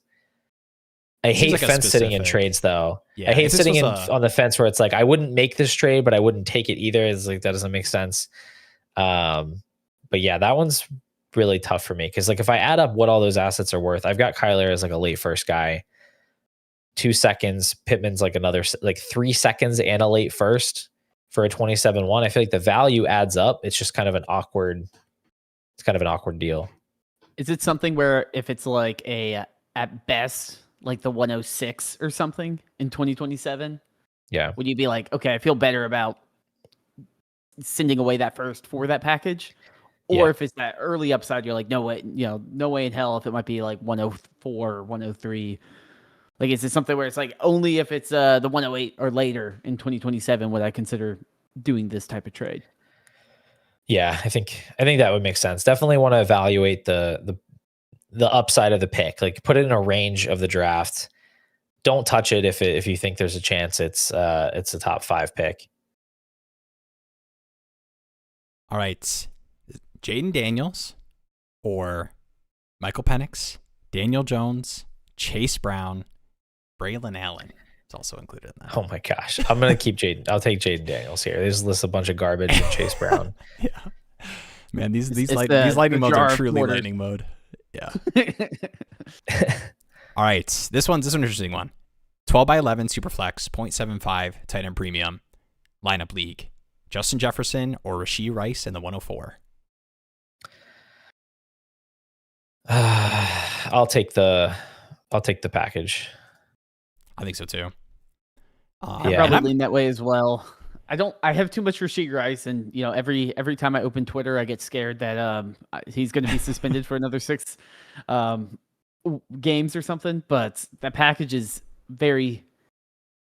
It's a good insurance policy. Yeah. Of the Well, like the if you issues with Rice. if you take that trade and then you trade Rashid Rice for a 27 first, like 104 and a 27 first, I'll take that over. I would take that over Jefferson, I think. I do see this. What are the Kincaid reports? I kind of threw that out as a quick mention. We were talking about the Jacoby Lane Bills landing spot, and I feel like I just scared this Dalton Kincaid bag holder. I think it's just that we're already getting April negative reports about the left knee issue and him not having surgery, and that potentially impacting how it's managed throughout this next season. And now is when I want to have the best shape of his life, feeling great, ready to bounce back reports, already getting injury reports for a player that already has snap share concerns. That is the Kincaid sad reports that I wanted to call out. Yeah, for sure. I mean, I think at this point you got to have pretty measured expectations for Kincaid. All right, Kenneth Walker, T. Higgins. Wait, it's Higgins here. I'm going to communicate it as T. Higgins. So Kenneth Walker, T. Higgins in the 112, or Javonte Williams, a mid-27 first and 2 mid-27 seconds. Okay, I'm glad I was able to find that message in the stream of messages because there was no way I could keep all that in my head. Also hit the names for you too. I assume Higgins is T. Higgins here. Yeah, I feel like unless you're a Texans fan, I don't see how you're making that connection. That would be Jaden Higgins. Man, okay. Walker, Higgins, 112. I think it's got to be the Walker side there. Because I would have Walker as the most valuable asset in this deal. And then I'd have Higgins valued ahead of Javonte. I don't know. How are you guys seeing that one? I feel like that's... Do you put T. Higgins or a mid-27 first? I think that's... Definitely. I would definitely take the first, but I think Walker in the 112 is considerably better than Javonte in 2 seconds. Yeah, I think personally, I'm with you on that too. And two, I think those are not win now pieces that are dead after a year or two. So I think getting the points for this year, I like those kind of, you're still getting the dynasty value of what Kenneth Walker and T. Higgins are worth after this season if they produce the way they were expecting to. So those moves I'm more inclined to move 27 mid first for. Yeah, I'm pretty high on Walker. He's definitely on the cusp of what I'd consider an elite blue chip asset. I have him at 38th overall, RB8. So versus a guy like Javonte, I just think the upside scenario is just way, way higher. So yeah, I think I'd pull the trigger on that for Walker. All right, we do I have kind of lean the other side, but I think it's close. Off too quick. It is definitely close. I mean, you're still getting the Javonte, tier down production. You're getting the flexibility of 2 seconds. What's the difference between Kenneth Walker and Javonte? And it's we are projecting crazy Kenneth Walker season, but what if it isn't as crazy? What if it isn't? What if you believe in something? Yeah, and I get Paul does not have all night to tell you the difference between Kenneth Walker and Javonte Williams. Why are we living in fear? No, I mean the difference I think is just Kenneth Walker's way better at football. But yeah, I don't know. I mean, obviously it didn't work out last year to be super in on Kenneth Walker unless you were playing in some sort of NFL playoffs only league. But I just think, what we saw him do with the Seahawks in the playoffs when he was unleashed as a full blown workhorse. I think that is, I have to assume that's kind of the idea when you hand him that type of bag in free agency. And it's this isn't my take necessarily, but it's so desperately what the Chiefs have needed is this explosive rusher. And to pair that with Mahomes where you can't stack the box against Walker. So his biggest weakness is getting, dancing around in the backfield and taking these negative plays. But you put him in a backfield with Patrick Mahomes where they have to respect the pass. I feel like the potential for house calls is just off the charts in this situation. So I do really like it. All right, we do have a 199 super chat. Shout out to Dynasty Jake, who is a Panthers fan. But Schubert Hubbard was a featured member, spoiler alert, of our most recent offseason buys video. RB30 on KTC. Is there a better buy low? Oh, guys. Well, first of all, I mean, shout out to Dynasty Jake for the super chat. I do have to confess, my Dynasty rankings do not currently include rookies. And I have Chuba Hubbard as my RB32. So give me RB31 and RB30. Just for Dynasty Jake. Krosky Merritt and Jalen Warren. I mean, I don't mind. I mean, they're all really tight in that group, and I can totally see the case for Hubbard. And it's going to, like, the acquisition cost is going to vary from league to league. But I would say we saw last year that he was pretty displaceable. Journeyman running back comes in, Hubbard misses a little bit of time, and all of a sudden, like, he's the backup for a while, and then it's like a split backfield. They do have Jonathan Brooks. They took him in the second round. They've been talking glowingly about him since the season ended. I don't think it's far-fetched to think, even if they don't add anyone else in the draft, that this could just be like a 50-50 split or like a slight split in favor of Hubbard from the jump. And, you know, he's not young anymore. So I mean, he's totally fine. He's in that mixture of guys, you know, in the Dobbins, Pollard, Dowdle, Warren type of range where they can fill the flex. They can be, you know, your RB2 on a team where you're really punting the position. But I just don't know, you know, for a buy low, like, I'm not sure what kind of upside value wise or production wise you really have. Yeah, I think for $2 you are not biased, and yes, Chuba Hubbard is the greatest buy low running back. But no, I think overall that's the right answer. I think it's like kind of tough. I mean, like you said, like the ranges that those, you know, not gonna jump 10 spots in dynasty value unless they're absolutely smashing at the running back position. But I think in terms of like what you would the cost to acquire for some of those running back bets, I do kind of like Chuba in that range. For sure. It might be a little bit of like the, you know, you explain away the, you know, returning from the injury stuff and like Adrian Peterson reincarnate, you know, whatever jujitsu that Rico Daddle did for those 3 weeks last season. But no, I think I didn't know where that was going for a second, but now I just, that was the analogy I used all last year when, I mean, a 200-yard rushing game. That's the only way I can explain it. He did go. There's probably very few running backs that Rico would not displace with those 3 weeks. But I mean, I do think the big concern too is Iggy. The starting left tackle will be out for most of the year as well. So that offensive line is going to be at least different than what we saw last year. Lost and the center. Was a slightly better.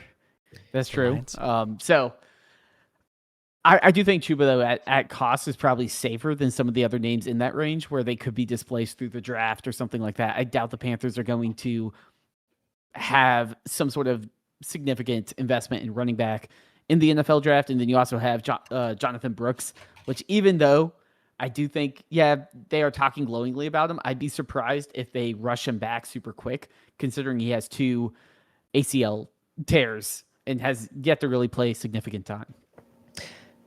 Yeah, I mean, for sure. Brooks is not guaranteed to be anything. I just, I guess all I'm saying is, like, there's definitely a world where Chuba Hubbard could just churn out a nice, like, RB16 season, and that's, like, definitely a win for what he costs right now. I just don't know if best buy low in Dynasty is necessarily, like, I don't know if we need to go that far. That is certainly fair. Paul's going to be yawning tomorrow morning and thinking back to how long he talked about Chuba Hubbard the previous night. I can't help myself, man. I just live and breathe this. It's what it's all about. All right, we're going back to lightning mode, but it was a super chat. Super chat deserves the Paul yawn tomorrow. All right, 105 so this is a 12 by 10 tiered PPR. Kyle, I'll interrupt. I'll interrupt. Yeah. I think Paul messaged, was in the Discord, was saying that he wanted to. I can't read that. That he had to get some sleep in for the crazy workout, the hot yoga tomorrow.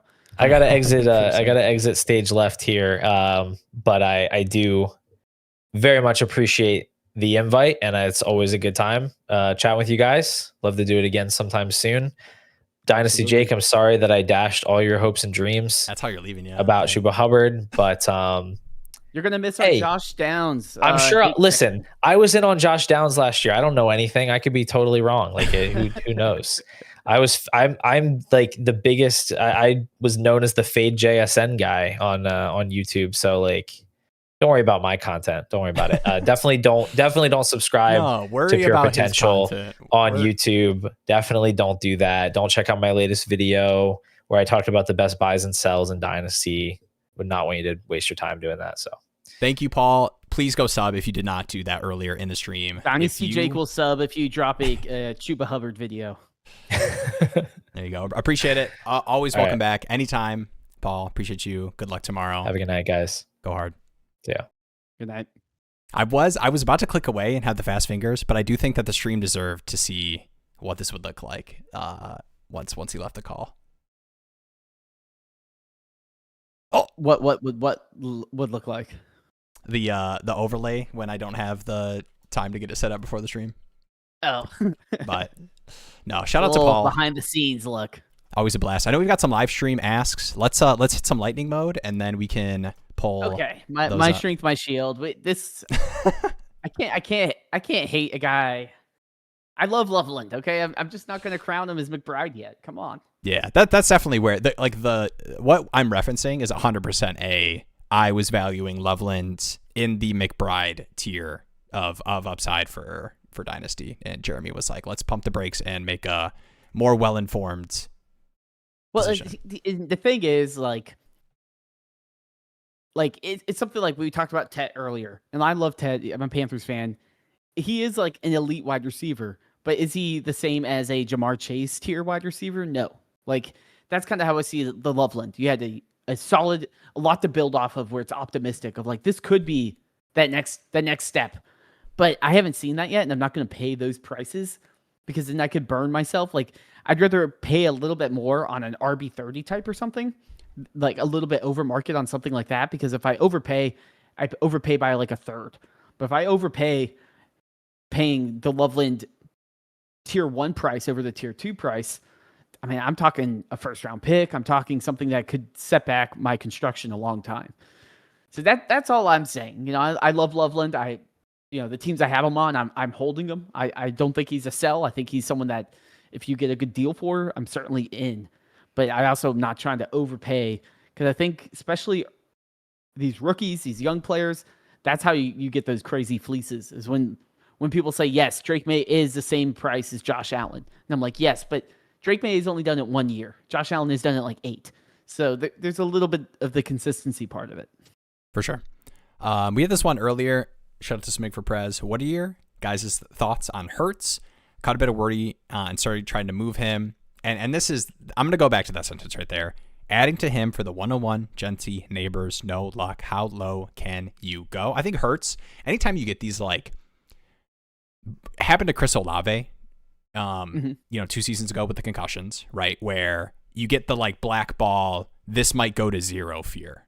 And no matter how high players are valued, nobody wants to, Hurts will be in that kind of, second round. He might fall to the 3rd round in some startups just with that black ball fear versus the, other wide receivers and quarterback bets you can make.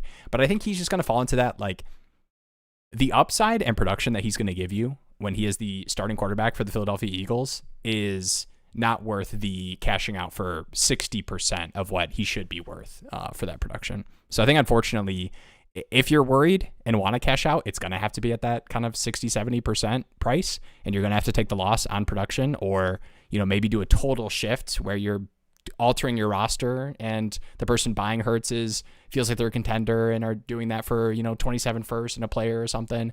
But I'm just not moving Hurts off of some ESPN reports when the Eagles have been playoff contenders for the past couple seasons, no matter how bad you think he's played. I will say this might not be the best comparison right now, but it kind of reminds me a bit of the Kyler Murray, like, fear when he was on the Cardinals, and there's like these weird reports and people aren't feeling great. And like we've seen what the worst case situation for the Hurts situation to play out as is he goes down the exact path of Kyler Murray. And guess what? Kyler Murray is still being valued at a late 1st round pick, because he's going to get an opportunity somewhere. And he landed in a spot where everyone is very excited about. If this Hurts thing goes super south, which, first off, he won a Super Bowl there and has been in 2 and played amazing in the one that they lost. Like, I don't think they're going to move on from Hurts before they really try moving on from the coach, moving on, really shaking up a lot of things in that organization before they get rid of Hurts. But if they do, Hurts is so good that there's going to be a team that gives some sort of investment into actually trying to give Hurts a legitimate second chance. So even though his value is depressed right now, you're not going to get those elite values. To use Dynasty Jake's terminology here, we talked about is the best buy. I think Hurts is probably the best hold in Dynasty this offseason. Of like, I just don't think, like, you look at the sticker price on him right now, and I'm pretty much going to be buying him for that price anywhere, because I don't really care about the vibes, man. Like, what is real is fantasy points, not like the vibes of a player. And Hurts is going to, guess what's not banned? Tush push. Like there's the only thing is just like vibes, and they're not going to get rid of Hurts before they get rid of the coaching staff, and you have many years to figure out the Hurts situation. Green Wave Prism for Colston Loveland for $8.50. Kyle sold.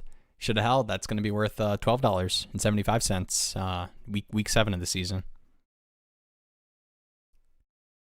I like to post articles. This is Big DS. I like to post articles during the draft. Puff pieces for players I don't want, and nerf articles for players I do want. Start bad mouthing the dudes you don't want to get sniped on. It's so interesting. Like I definitely, heading into next season, want to have have one.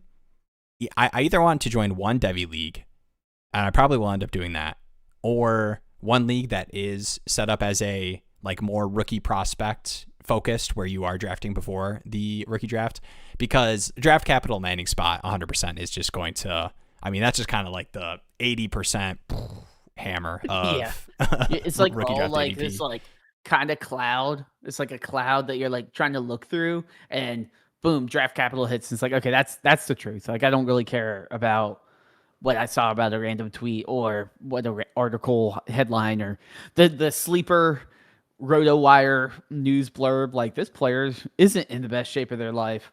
Yeah. But I will say, it's something like all the offseason vibes are interesting. Like, I think JSN's a perfect case of when it can kind of go wrong, of a lot of people saying, oh, JSN's down. Like, and JSN is a example of like a Tet, right? Like a Tet type player of like, there's things that you could buy into, but it's also like, is he going to take that next step and truly be elite? Now, we saw Jason do that, but there's plenty of receivers that don't. So it's, something of like, do you want to bet on the outlier in that range or not? Okay, drafting rookies before Dynasty Leagues, or for Dynasty Leagues before the NFL draft is fun AF. I do think that it is like honestly, for the kind of people that are watching a live stream of three dudes yapping about, fantasy football, dynasty football at, 10:30 p.m. Eastern time on a Tuesday night. Like, those are the kind of people that are like deep in the weeds of these prospects, and, are, watching tape and looking at yards per route run and, production profiles for receivers. Definitely seems fun. Do you see start to tight end as an equivalent ranking to other tight end premium rankings? I know you've talked about your preference that versus just like juicing up the tight end premium. You like starting two tight ends in terms of like how tight ends are valued. But as far as like rankings goes, do you have you looked at enough war charts and have that engraved in your brain to say that like starting two tight ends is equivalent to insert tight end premium? I don't know. That's a tough question to drop on you. I think the answer would be no, and not off the top of my head. Now, I'm sure you could gimmick some settings to do that, but if you just think about it, like theoretically, if you are starting two players versus juicing a scoring of one player, right? So if you juice the scoring of a tight end and make the tight end premium bigger, all it's going to do is make the McBrides, the Bowers, maybe Loveland, like the Lovelands of the world are going to be top 5 fantasy players in that entire league. True. It's not going to make the Harold Fannons, or maybe Darnell Fannons, Washingtons. the Njokus. Like, it's not going to make those players more integral to your team. Whereas if you have start two tight ends, the elite production from the top tight ends is actually less valuable because you have to start two tight ends each week. So it's, like if you said tight end 1 scored 20 points and tight end 2 scored 5, or I guess 5 is not the best. I'll just say 6 for math. And then you have 2 tight ends that score 13 points. That elite tight end plus the tight end you started equals the same as those 2 mid tight ends that scored 13 points.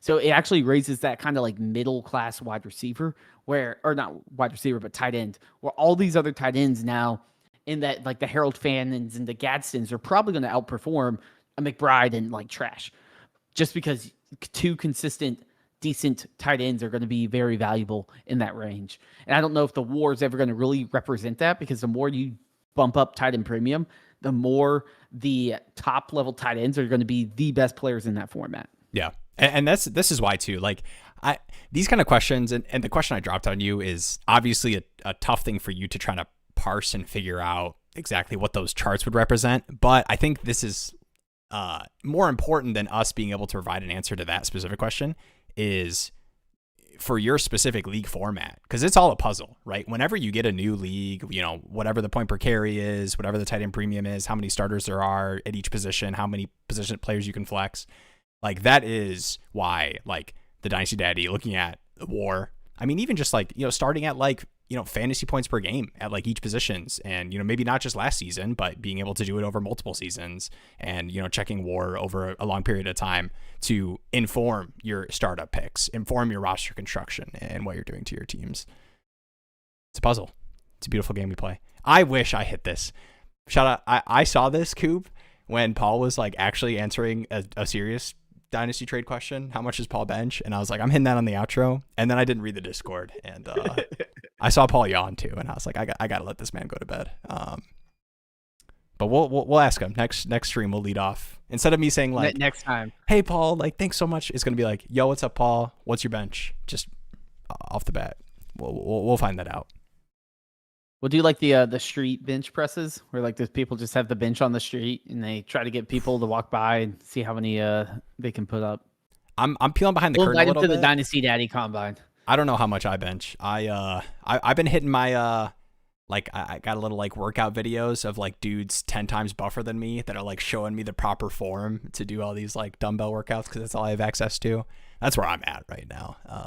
So I should probably kind of cool it before I got some adjustable dumbbells that I just do in my garage, and then I make sure that my Microsoft Teams is nearby just in case. There you go. Heck yeah. 12 team start 9 half PPR. Breece Hall and Travion Henderson, or the 101. Half PPR and super shallow. Breece Hall and Henderson are the 101. Man, all of my, like, I'm getting flashbacks of all my Breece Hall love and support. Man, is it just taking the Jeremiah love? Like, what if that said Bijan or Gibbs, we're doing that in a heartbeat. Now, what if it said Genty? That's tough though, because I can sit here and say 12 by like 9. Love is exciting. Yeah. But it's also like, what if Love has like a Genty type season? Like, would you do Henderson and but I'm still taking Genty. Hall for Genty? I mean, I'm taking the Genty sign in a 12 by 9. Half PPR too, where like the thing is, like both the pieces are like decent starting caliber pieces, even in the start 9. I think I want to be high on Travion Henderson, but like, I don't know. I just don't get it, is my thing. Like, I understand. I don't kind of do. He had like Kenneth Walker had an amazing playoffs. Henderson had like the reverse of the Kenneth Walker playoffs. He is. Of like, wait a minute. Why is Stevenson getting all the run? RB11? I mean, he's ahead of Breece Hall. He's ahead of Judkins. He's ahead of Bucky. He's ahead of Chase Brown. I just like, and I liked Henderson, the prospect, and I know that there's a lot of like weird things you can point to the rookie season, but I also like scoring fantasy points. I think you've talked me into it. I think I would do it. 12 by 10 or more. I'm taking the package just because you're getting 2 bets, and I still like Breece Hall enough. But yeah, I think the like smash in a 12 by 9, like, man. And Henderson's just like Henderson. Is Henderson just like? Is he someone that I can rely on, or is he just going to be like a Gabe Davis for running backs, where it's like, oh, like he had a 20-point week. Oh, I have to start him next week, and then drops 5 points because of the usage. Like, is that something I can count on? And two, like the thing in these like 12x9s, like consolidation matters so much that I almost in all cases am doing the like 2-for-1s, even if I feel like I'm overpaying, because that gives me other outs where, and I get it, it's risky. It's a rookie running back that we haven't seen. We don't even know what team he's drafted to. I understand that fear. But anytime I can consolidate and like I feel like I'm overpaying, but it's for CD Lamb or, you know, Bijan or Gibbs, like I'm doing that almost all the time in 12x9s because that is way more flexibility to then move down to the 2 players if I need to because of, you know, whatever reason.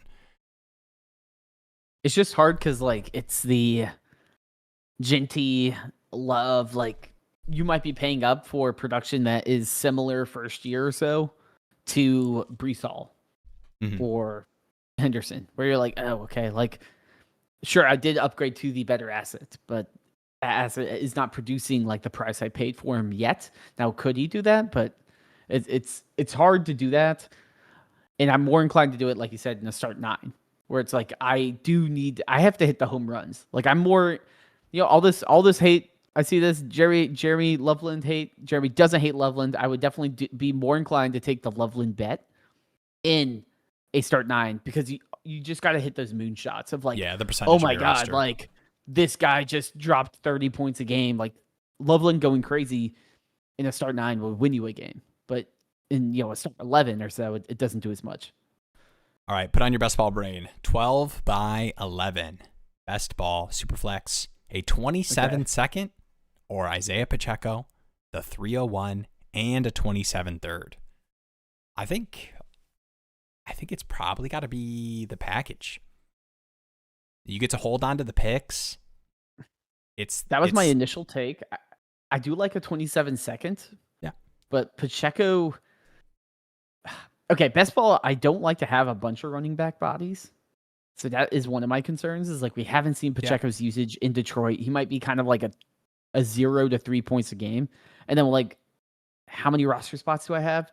Can I roster those thirds, or do I want to consolidate to a higher shot? I don't know. Probably just lean the second because I think I can probably do more with the 27-second, even, you know, like in best ball than these thirds and in a Pacheco that might not be something I can count on a week-to-week basis. Yeah. I know I just cut you off though. I know you were saying the other point. I was. I thought so. Yeah, you said Pacheco package. I think I was just gonna say I like the package, like the 27-second. I'm trying to like put myself in the brain of I'm in season. What does a 27-second buy me from a team that's out of the playoff run in best ball that is gonna like let me score points? And I don't know if it's that much more than, you know, if Pacheco has an okay role and, you know, what does the 301 and a 27-third get you on the clock in a rookie draft versus a 27-second? Like, is it that much less? And you get the Pacheco bet?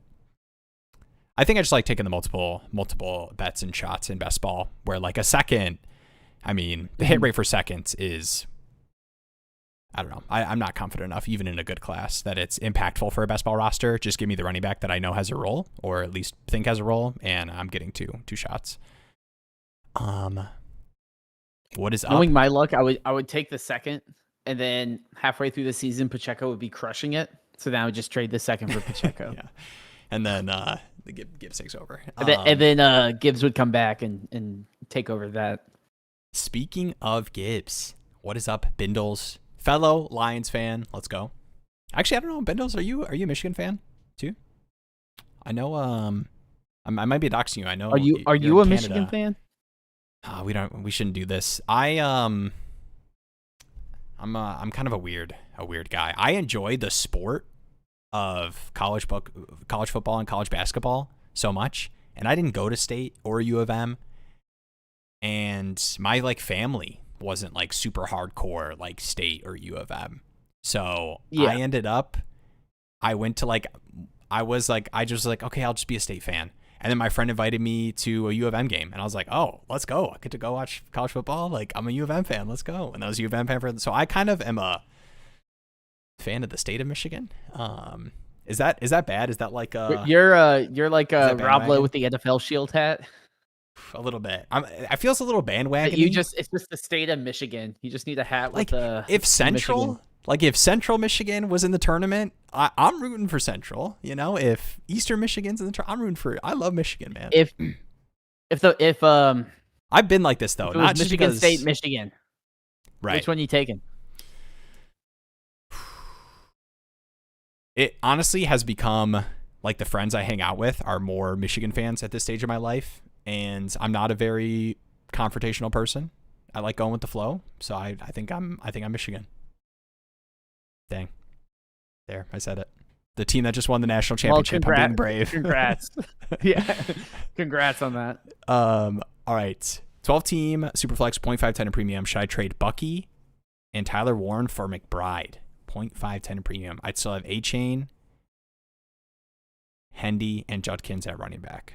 Bucky and Warren for McBride. 0.5 tight end premium. I don't think I would do that. Just because what can you do with the other running backs, even if it's not Bucky that you're moving? Like we just talked about Henderson's price right now. Like what can you move Henderson for and you slot Bucky in that spot? We don't know how many starters, but I don't know. I think it'd have to be. I feel like Henderson probably get valued higher than Bucky right now, right? Yeah. And even if it's like not even upgrading the tight end position and it's just like, hey, I think Tyler Warren's awesome. Maybe he's not what Trey McBride did last season awesome, but I don't even know if Trey McBride's going to be what Trey McBride did last season awesome. I mean, he's still my tight end one, but what can one of those running backs get me with a second in like as a receiver to improve the starting lineup that way versus, you know, tacking on two players I like for McBride in a 0.510 in premium. If it was juicier, I think I'd be a little bit more inclined to do that, but I don't know. Yeah, I agree. I think too, like in a league right now, it's easy to be like, okay, I have an extra running back, I can sell that.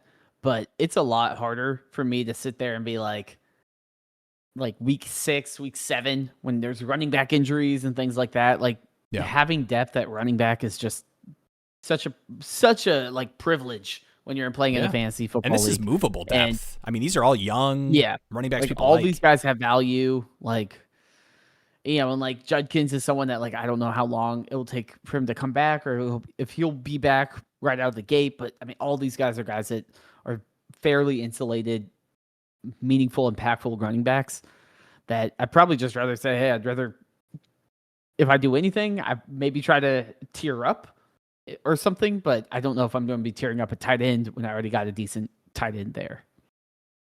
Took the Pacheco package deal done. Let's go. I am a Lions fan. And I think like the nice part about that deal is you only, even if the Pacheco thing is like, crap, he, you know, whatever, I get 3 touchdown weeks all next season and he only hits my lineup 3 times. Like even if that's the case, and you don't feel great about that deal, you're still getting the 301 and a third for that bet that you're making. And like the upside is like you can still take Antonio Williams, Montgomery Jr. Exactly. There you go. All right, Devontae and the 204 for a 2028 first projected mid. Devontae and the 204. Ooh. If I am not a contender, I'm certainly taking the first. Is this how you would use your 28 first? What other wells are you trying to hit versus Devontae and the 204? I feel like 28 first is just hard to move right now. Like I don't think. Yeah. Probably mid season is when they kind of get that reset of like, once people start watching college and you're like, oh, like this player, and especially once you see certain players are like, oh, like this player's not declaring, they're gonna go back or something, and then that starts steaming up the class. Because I mean, we're gonna have that. I mean, 26, we're supposed to have a ton more players. A bunch of them went back and loaded up the 27 class. A bunch of those 27 players that we look at those drafts right now are going to go into 2028. So 2028 will get hype. To me, it's hard to move 2028s just because I'm like, what is the world going to look like in 2028? Like, what is the world like? What's the league going to look like? You know, I'm just like, I don't know if I'm convicted enough. Like, I have to win right now to move my 2028. Like, I kind of just want to have that flexibility of like, oh, cool. Like, if everything falls apart, I still have my 2028 future to kind of like pick this thing up. I do feel like it's a pretty fair deal, all things considered, though. I mean, it's a 28. If you're trading away Devontae, that's probably a pretty solid team to begin with. If they're trying to just buy 1 or 2 years left of Adams, and then a 204 isn't a bad bet. So I think it's kind of like team dependent for me, but I think both sides make sense. I think moving your 2028 first, you're not going to, as a contender, you're probably not getting much more than Devontae in a early mid second. Yeah, I like the, I know Paul talked about it a little bit when we were talking about, moving it was 27 first is how we were looking at framing it, but I think it's a good practice to use for any firsts where like that is your first move. Like it is not always possible to acquire firsts easily in leagues. So like when you're taking that shot and using it, I probably would hold for now. There's some like Devontae potential move buzz, some Rams taking receivers, whatever. I don't know how like afraid of that specifically I am, but in terms of like using a pick on a contending piece, I don't think there's any harm in holding your future first in April when you don't have to be setting your lineup. All right. Justin Jefferson for Jackson Dart and Gadsden. 12-team PPR, tight end premium is 0.5 Superflex.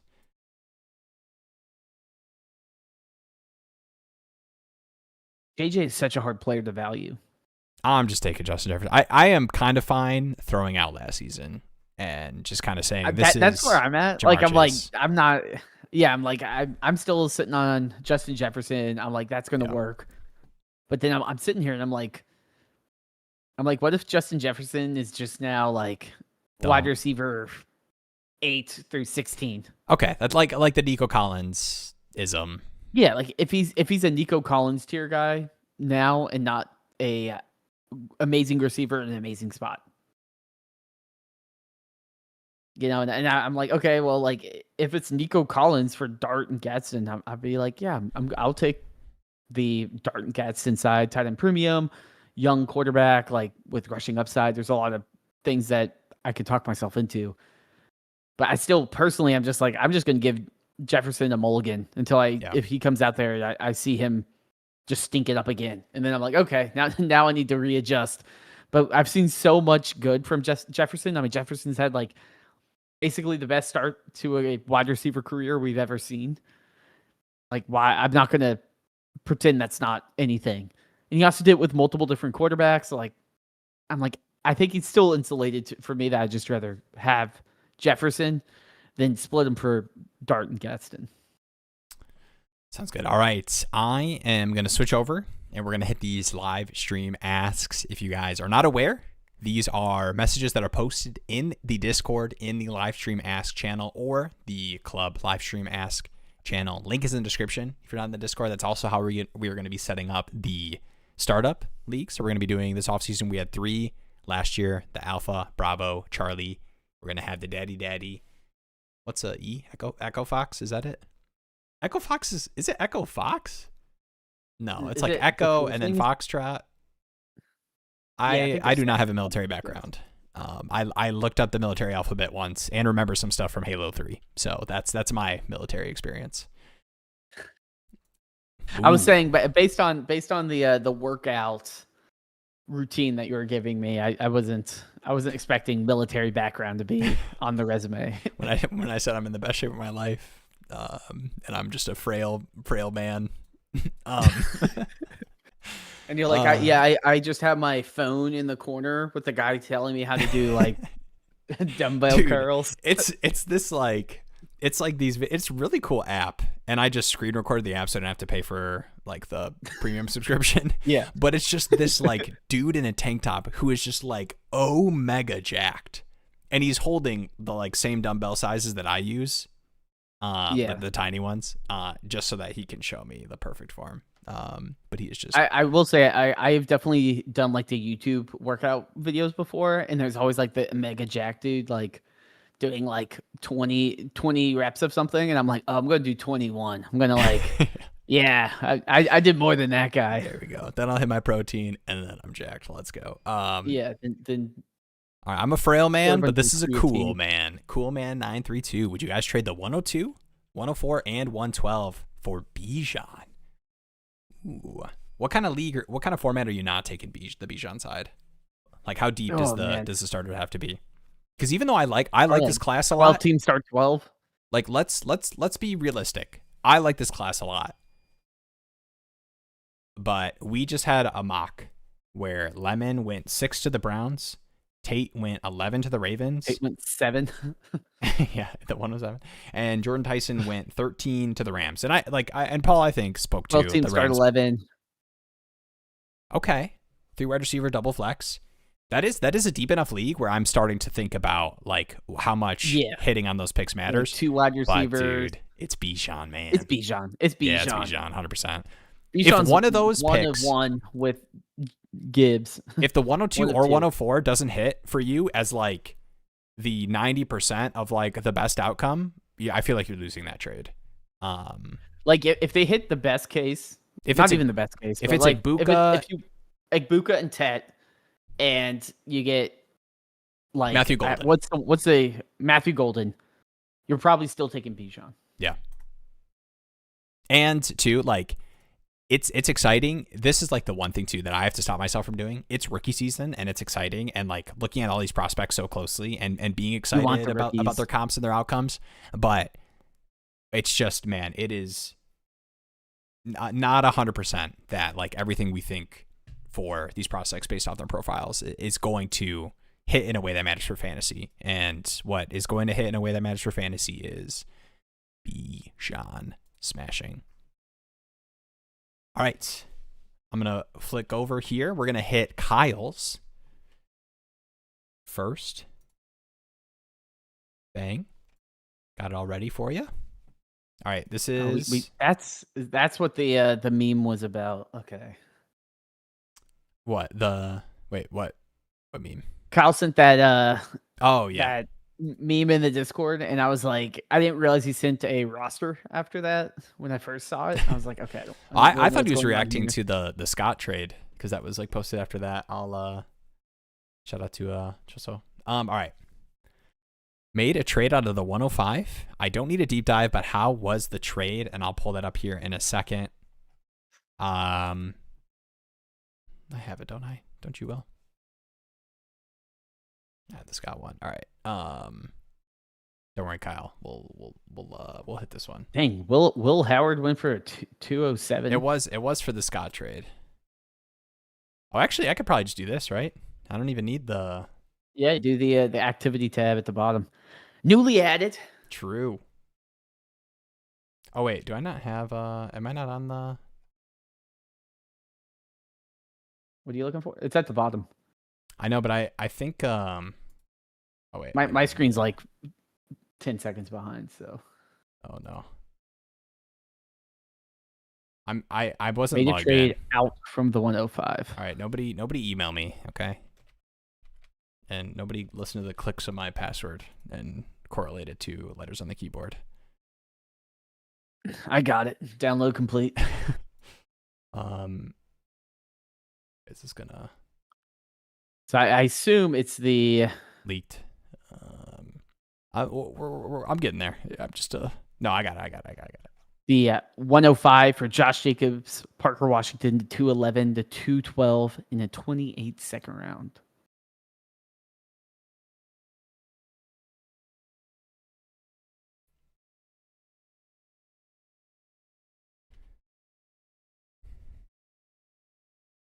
I'm not supporting the. All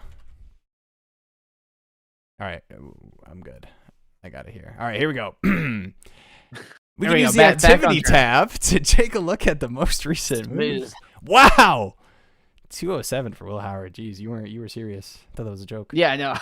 I was like, whoa. So this is the trade that was made.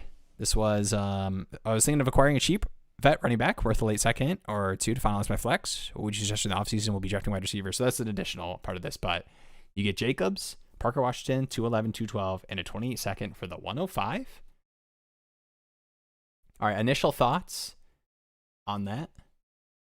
This is a 12-team start 10, 0.5 PPR, 0.5 tight end premium. Yeah, I mean, in the additional context is you already got the 102, the 103. Yeah. You also have... I want some point scorers on this team, Ginty, Monungai, and Warren. So it's kind of like, okay, you address the issues of Jacobs. You get the depth of Parker Washington.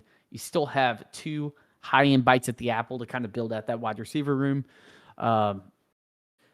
And you get all these late seconds, which who knows what that will be. But, maybe that's random running back bets or Antonio Williams, wide receiver 1 of the class, according to the humble genius prospecting model. Underrated wide receiver in the class who will run 60% of the routes and make Will very sad. But I get to put that in the same Josh Downs folder as I wasn't wrong. Yeah. It's the offensive scheme, not your fault. He's Man, actually that folder's really big. It's getting big, yeah. Really it is getting big. The Travis Hunter that's his own Rolodex. It's oh yeah, the Travis that's Hunter a single is like card. You have like it's like that meme with the swimming pool where it's like the Josh Downs, or it's Antonio Williams, like you're helping him in the pool. Josh Downs is drowning, and at the bottom is Travis Hunter. He plays some corner, yeah. No, but I think looking at this team, like 12-team start 10, I do want to add some point scorers, especially at the running back position, where you're obviously not hitting running back at the 102 or the 103. This wide receiver room, like adding Parker Washington and getting to take 2 wide receiver bets in the class, like I'm down for. So yeah, I don't hate that at all. I think it's a pretty good value. I mean, looking at the Dynasty Daddy player pages, they have the pick value, and the range for Josh Jacobs is the 105 to 106. I know people are a little bit down on Jacobs, so I don't think trading him 1 for 1 is something I would want to do. I'd rather take the Jordan Tyson bet or whatever. But you're adding in Parker Washington, which some people are ridiculously high on, but this is a great price to also take a bite of. Give me some of this Parker Washington, and maybe if the upside of he is that wide receiver 2, wide receiver 1 in that offense potentially, I get that. And then you get so many of these seconds that I think it's a great deal. And imagine the draft goes Jeremiah Love and the 3 receivers, and a team that has T-Law, Purdy, and Malik Willis is like staring down Mendoza and is like, hey, does anybody want to trade for this pick that needs a quarterback? Like, I'm looking to move for a running back, and like nobody's knocking on your door. That's definitely a possibility because you're taking 2 of the receivers at the 102 and the 103, I assume. Yeah. Especially with this roster. W. Oh, by the way, scroll up. Yes, sir. I added a chart. Oh, another chart. I haven't seen this. This is the first reaction. This is cool. I like this. I was bored and was like, I'm just gonna. I think with this carousel thing at the top, I'm like, I'm just gonna try out random charts and see like which ones I like. Maybe I'll move. Like, I'm like, maybe this is more like a team page thing. I think too. Like, I think this chart is interesting because I tend to, in my leagues, when I'm trying to make certain moves, I do kind of click around the like positional rankings and like getting a quick view of like, okay, here's the, running back, like this Mr. T team, like that really strong running back team. And I get to look at, this, Kyle needs receivers, like that kind of thing where it's like a quick glance versus kind of, filtering to each one. I like it. Let's go. Like the new chart a lot. Figured I'd tease the stream a little bit with that. Let's go. You teased me a little bit with that. Hey. All right. Let's see. Do I have a? I think we have a big Diaz. I do. Club one. I need my stall time to get those set up. So I'm going to ask you, Jaden Daniels or JSN in a startup while I get these ready. Ooh, that's a good question. I mean, I think I just go JSN. Just elite wide receiver, such an insulated asset. I do love Jaden Daniels, and I'm not freaking out about his year being bad. Like I think he's still in that Drake May tier of guys, but I also, if I am going to take a quarterback super high, I need the consistency, and I also need the team around him to be in a spot I believe in. And out of all the teams that have potentially elite quarterbacks, I question the Commanders' construction the most because they have one of the oldest defenses. They have a ton of needs. Like they kind of flew a little too close to the sun early on and potentially made the Super Bowl. And now everyone was like, oh my gosh, this is it. But that team had some serious flaws that they kind of overlooked. Or not overlooked, but they covered up with that amazing run that we obviously saw, rear its head last year. So I would lean just JSN because I think it's a much safer. Like I'm getting such a safe situation tied to Darnold, an amazing defense. He is the guy. I think it's just a little bit safer than if Jaden Daniels comes out, is injured again, or has a underwhelming year. Then I think that the narrative on Jaden Daniels shifts a lot more than if JSN kind of has a mid-year next year. Yeah, that's it's tough because I am a Jaden Daniels is undervalued where he goes in startups, and I would still take him kind of in that top half of the first round. But I do think that startup wise, there's a lot more upside for you to get insane value at the quarterback position, where I feel like this offseason I'm going to be a little bit more inclined to take wide receiver, tight end in those first couple rounds, and then say like, hey.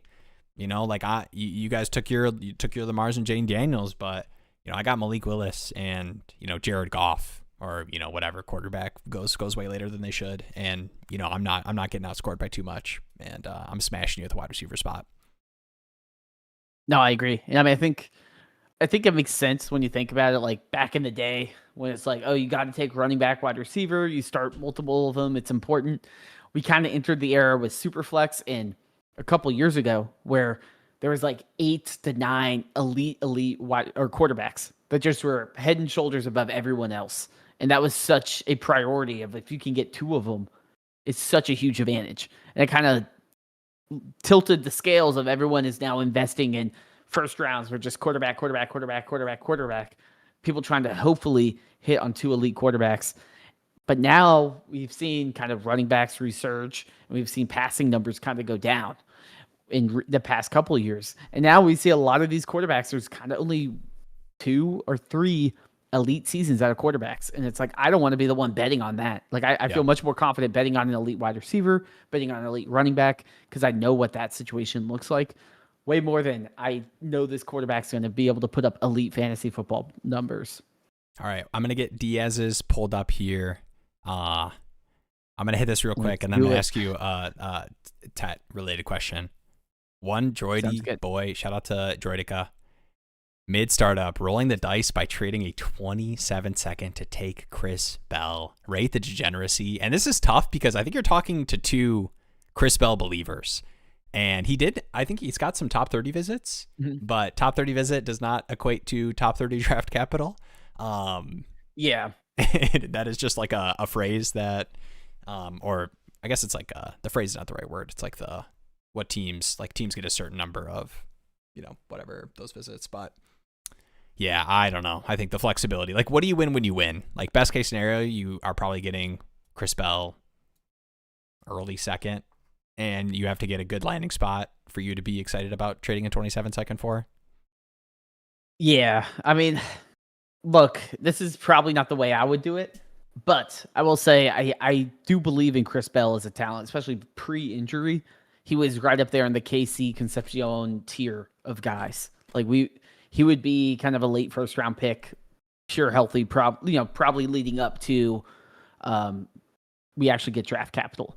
But there is the case of, hey, Chris Bell gets some crazy draft capital, crazy landing spot, like early second round or something wild, and all of a sudden you're going to be looking like a genius. I mean, Post this clip in the Discord when that happens. It's like I forgot the name off the top of my head, but the guy that took JCM 109 in the rookie draft, and we're like, dude, why'd you do that? And then JCM like went on a tear, and we're like, actually, you saw the future. So there's certainly part of playing this is like saw a game, the future still ended up being not worth Well, it. you know, there was Unless a you time. moved him There was a time. mid-season. Yeah.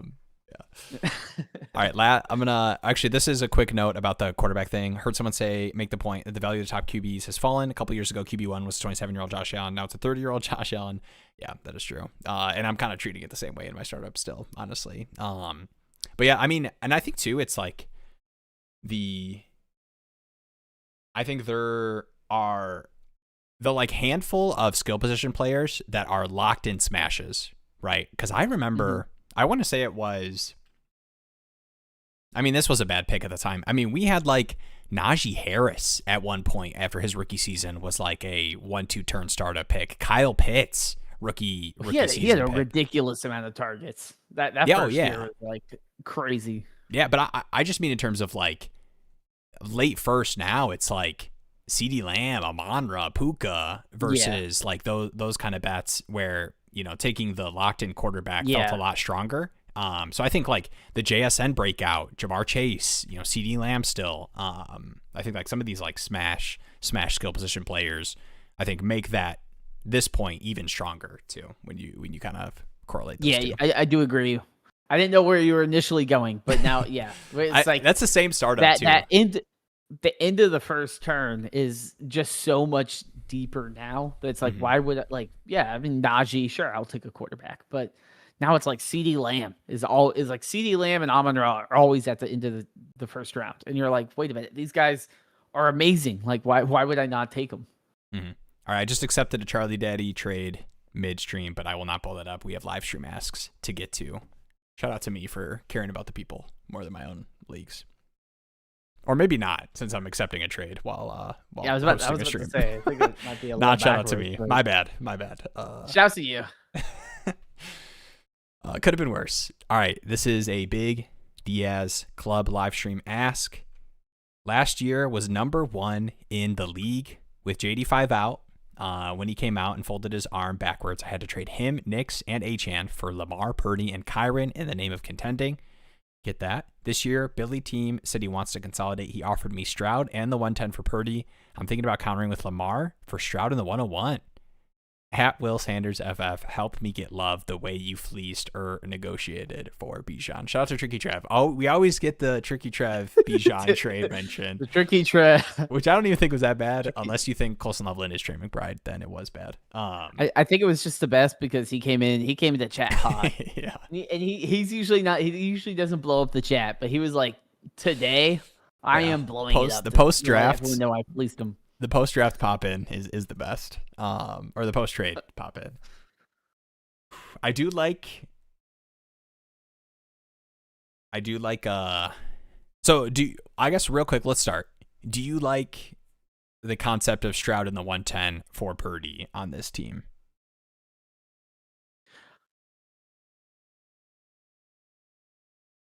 I probably would. I mean, I think what's the gap between Purdy and Stroud? Yeah. You got some improvements to the offensive line. Tank Dell coming back. Jaden Higgins, Noel, year 2. I'm not like and like I know Stroud wasn't amazing, but like, when Stroud was like QB5, it's like it's easy to hate that. It's like, why would I pay that price? But now everyone's like, oh, he had a terrible playoff game, and we're gonna murder him. I'm like, they're still tied to him and invested to him, and they go to the playoffs every year. Real quick, it is a 12-by-11. Full PPR 0.75 10 premium, and it is a 6-point passing touchdown league. So a little bit more. I will add a little bit of color to this because I know, which is kind of crazy if we just think about the trade. But Big DS did say he just traded away the 110. So that he traded away the 110 and the 304 for JJ McCarthy. What? Yeah. Wait, what? So, I will say, if you were looking for a fleece, like the Bijan fleece, I think you got a better one because getting a first for JJ McCarthy is wild. I'm confused, but we can focus on the second part of the trade. So the Lamar for Stroud and the 101. Are you doing that? 6-point passing touchdown?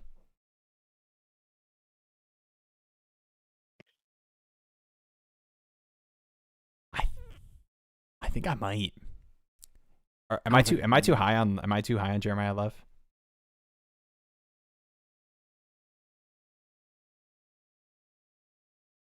You don't have any 26 picks. You only have a first in 27. Kenneth Walker, Kyron Williams, and Harvey. Your wide receiver, like I think you just it's impacting your starting roster because of the fall off at wide receiver. Like you're always wanting to flex running back, I feel like, with this team.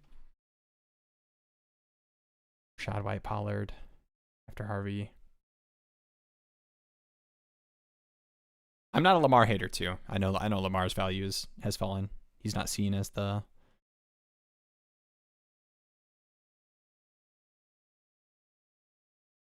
It's hard for me to accept the Lamar like fall off to me. I Yeah. don't think it's a terrible trade. But I don't know. Is it just the like Jeremiah Love like if that was Genty. I hate doing these swaps because it's not Genty, it's Jeremiah Love. Like that's not it's not like totally apples and apples, but 6-point passing touchdown. I think the gap closes a little bit. And then man, like if it's Genty, Genty and Stroud for Lamar.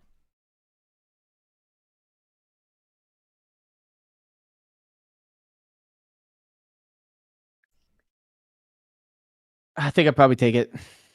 Yeah, are you just getting flashbacks of the Stroud playoff performances? I have some hope. I think like improved offensive line. It's a 12-team start 11, right? So like even a Lamar smash isn't as much of a smash. Give me a high-end shot at a position that matters, which I mean quarterback matters as well, but filling in Stroud, Purdy, I feel like. And then like looking at the bottom ends of this team, it's like, okay, you're starting Deebo Samuel in your flex or Rashad White or Pollard, like yeah, I just think it's impacting your roster. The running back room. It's all by and then you also like you lose like 6 points or so in the quarterback per game, but you're gaining so much in that flex spot in terms of consistency with Love and the upside that I'd probably just go with that. Plus, you have limited draft capital as well, so sometimes you just got to split the guy. Yeah. This is an interesting team. This team, 101, 104, 105, 106, 110 in this class. Just Stroud at quarterback. Weak running back room. It has CD, Anderson. Yeah, I don't know if you no flex best ball.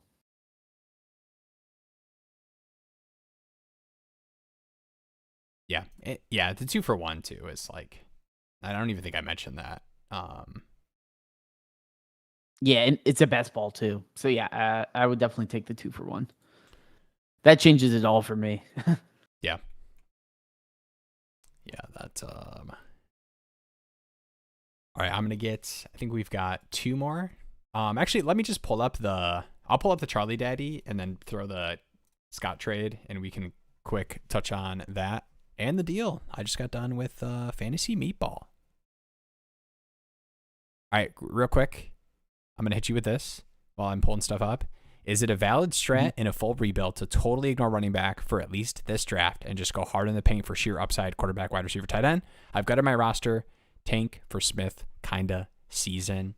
I think it's an important distinction to call out that if you can throw players you think are going to score points and affect your max points for on Taxi, if that doesn't impact your max points for, then I wouldn't like go out of my way to ignore running back. If I think it's, value wise, I can move that for picks in season, or whatever, hurt players. But you're getting the full screen. You got a drink of water. Oh, yeah, I got a bug flying around me, but yeah, I mean, I think to me, I agree that necessarily my centerpieces I want to build on a rebuilding team are probably more based around wide receiver, quarterback, but I'm not picky in a rebuild, right? In a rebuild, it's like any shot I can take on grabbing a centerpiece player, I'm going to try to find. And I think the biggest thing for running backs is like, like Judkins goes down last year.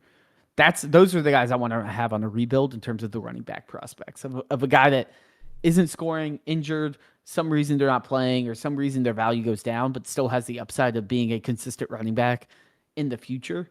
That's kind of the advantage of a rebuilding team. Is what matters most in fantasy is points that you score on a weekly basis, and players that don't score points are not valuable to like half or more of the league in a dynasty league. So to me, I'm like, hey, that is the biggest leverage you have as a rebuilder is you just don't need points. So that's how I would try to play. Is like, I'd be like, oh man, Judkins got injured, but I'm a rebuild, so I can't get him. Like that. That's not going to cross my mind. I'm going to say, what's the opportunity? Let me go out and get that. Get what player I can. That has the upside to being a future centerpiece I can build around. And if it is a running back, then I'm going to go for it because unfortunately, there's only one player in every league, right? There's not 50 Jamar Chases, and I can't just buy a million Jamar Chases because I believe in Jamar Chase. And sometimes, there'll be players where you're like, I really want this player for my team. But the guy's like, I'm not moving Jamar Chase. I'm not, yeah, he's injured or whatever, but I'm not moving him. Sometimes you kind of have to play the hand that's dealt in the league. And there's going to be players that trade the 110 for JJ McCarthy. And there'll be other players that are like, I don't value JJ McCarthy like a fourth. And that's, like you just got to make sure you find a manager that's willing to sell an injured player that fits your window and also offer them players with points, right? Like something that fits their need as well.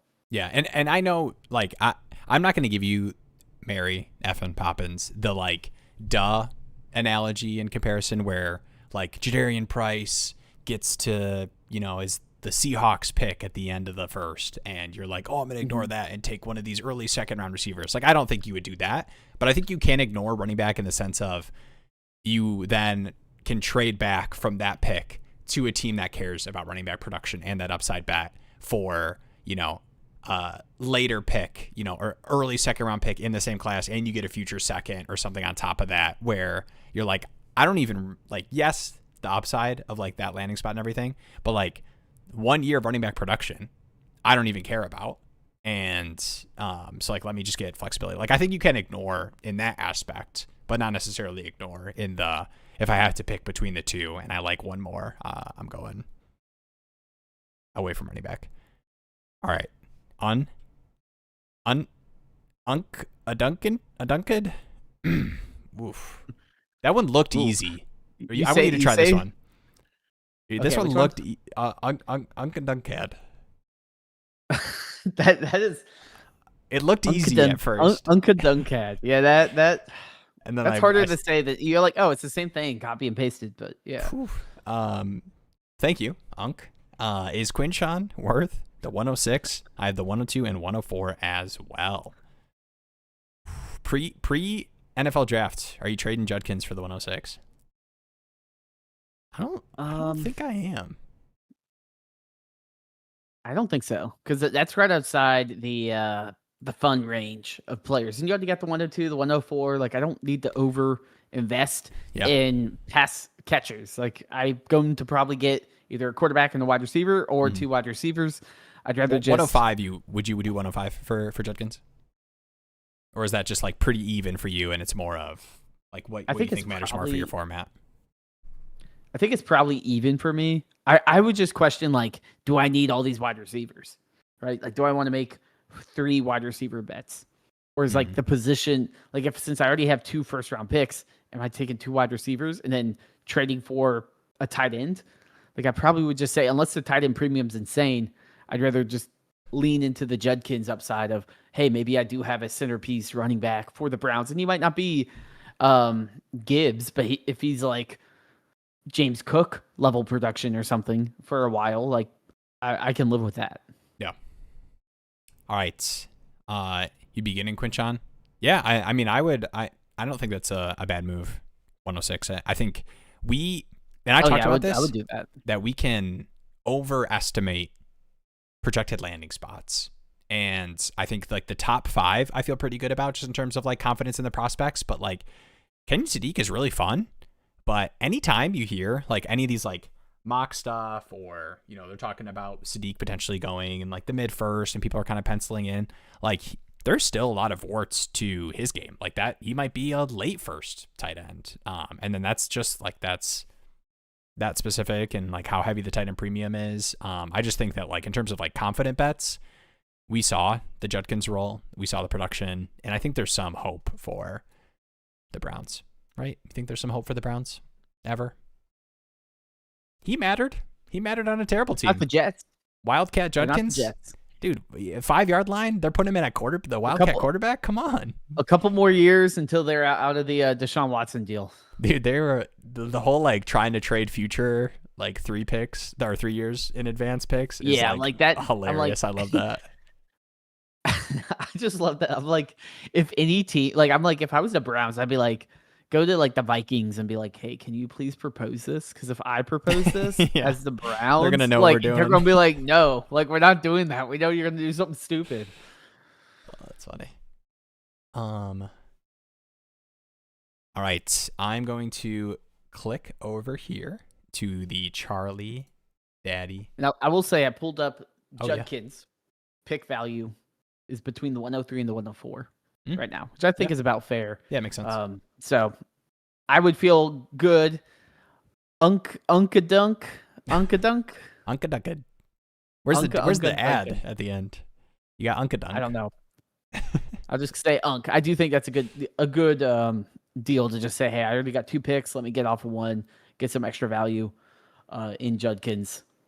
And with the 102, 104, you're not getting a running back. All right. I think maybe because I have a ton of tabs open to like get all these trades and stuff up, I don't have the activity page already, but I do have the trades that happen, and I can do the old one. This is like Jeremy is just like, well, I did all this work getting all this stuff set up, and you're just well, it's okay. I didn't make it for live streams. I made it for general right. use. True. It's not. It's for the people. All right. Yours looks a lot cooler. Oh, I really want to fix it. Or I have a picture of it too. But actually, let's do this. Let's do this because I want to be able to show the teams too while I do it. All right, don't worry, guys. Changing name now. Perfect. Thank you. Just remove the ad. We got the Unkadunk. We got that figured out. It was the second part. That's what we're all about. Make things easier for us. We obviously need the help. Yeah. Please change your name because we can't read. All right. This is shout out to K Scott. Big trade in the Charlie Daddy League. And if you do not know, now you know.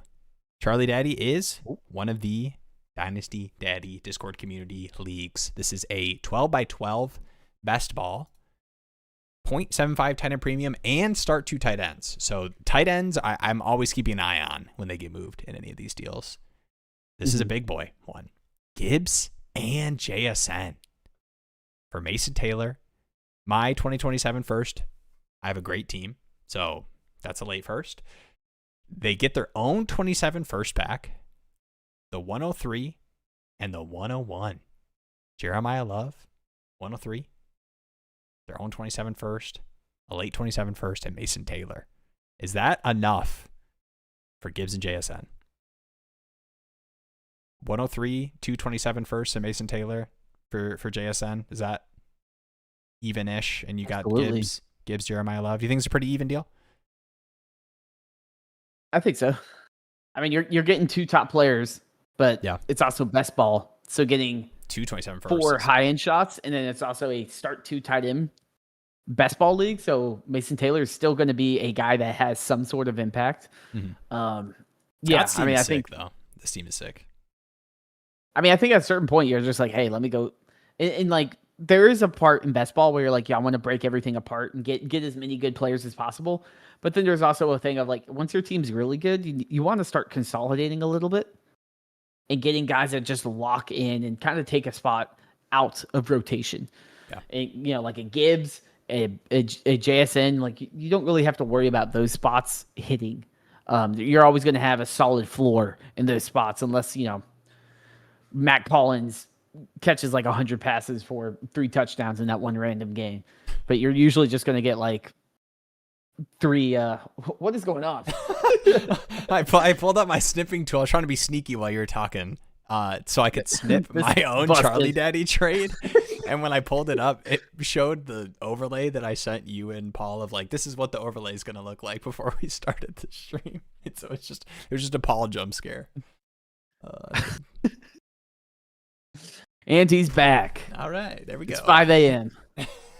Hey, That's what we should do. We should stream till 5 a.m. and then message him and be like, actually, we got one more trade for you. But somebody wanted to know what your bench was. So we just wanted to, Yeah. to see if you would be back on.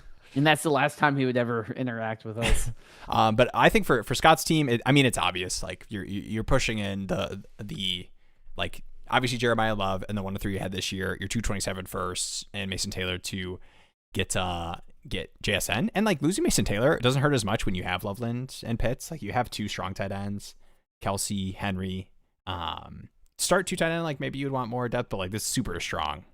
Deep running back room that are hitting your lineup, strong wide receiver room that's hitting your lineup. And then on the other side, this was Mike Moneyline, right? Yep, Mike Moneyline here. Yep. Definitely has kind of communicated that they're more willing to look to the future, and obviously moving Gibbs and JSN, strong point scorer assets, and getting 27 first is a sign of that.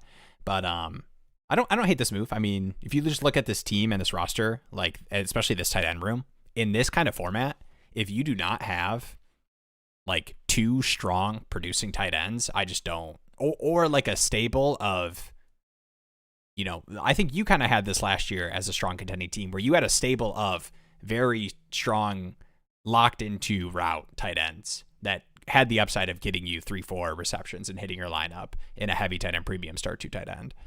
But yeah, like Pat Fryermuth, Colby Parkinson, Zach Ertz-Gesicki, I think is just not enough with the rest of this team to contend. So kind of moved off of the Gibbs and JSN to cash out for 227 first. So I don't hate the move on that side. Yeah, and I think too, like you're sitting there and saying, okay, like happy path, like what is Jeremiah Love 70% or better of Gibbs? Like there's a realistic case that could be the outcome of Love is 80% of what Gibbs is. And then you're like, oh, cool, I got 3 first-round picks on top of that. Yeah. And it's like I have 3 first-round picks to make up. And like you said, you look at the team and you're like, yeah, this is a team where you do kind of want to split something up and get more shots on some depth and some talent, especially like you look at the running back room. Like there's a lot of zeros there, a lot of zeros at tight end spots. Like you're going to need a little bit more depth. And so sitting there saying, give me 4 first-round picks, 2 of them being high early picks in this year's draft class. Yeah. And then you get 2 in 2027. We all know that Will pick is going to be early. That was an autocorrect on Jeremy's voice speaking there. We'll take a look in a second. I just accepted a trade, the one I had mentioned. That's with shout out to Fantasy Meatball. We'll pull that up real quick. Tito, I see. Oh, that should be below that. Before landing spots where you take Sadiq and Stowers in 1.75 tenant premium. Is that an additional 0.75 on top of like a normal PPR? So it's like technically that's like the worst thing. I always feel like some people communicate it as like the multiplier and some people communicate it as like the additional. So is The this, whole thing. are you getting, I assume it's the whole thing. so this is, you are getting 2.75 points every time a tenant gets a reception. Is that how you're understanding that? No, I'm understanding it as you get 0.75. Okay, that would have been my guess, but I got confused the way you said it. So with that I considered, think we were agreeing, but then I agreed with your other point. Mm. But we'll keep it going. I think I decided I was going to be confused before you even said anything. Speaking of confused, how do you say Unka Dunk? Unka Dunka Dad. Added some letters. Okay, we'll go. Sadiq and Stowers. I think Sadiq in 0.75 tenant premium. I am starting to warm up. I'm starting to like KC a lot. I think I for sure would take him no later than the 107 in a 0.75 tenant premium, but he's on the board for me at the 106.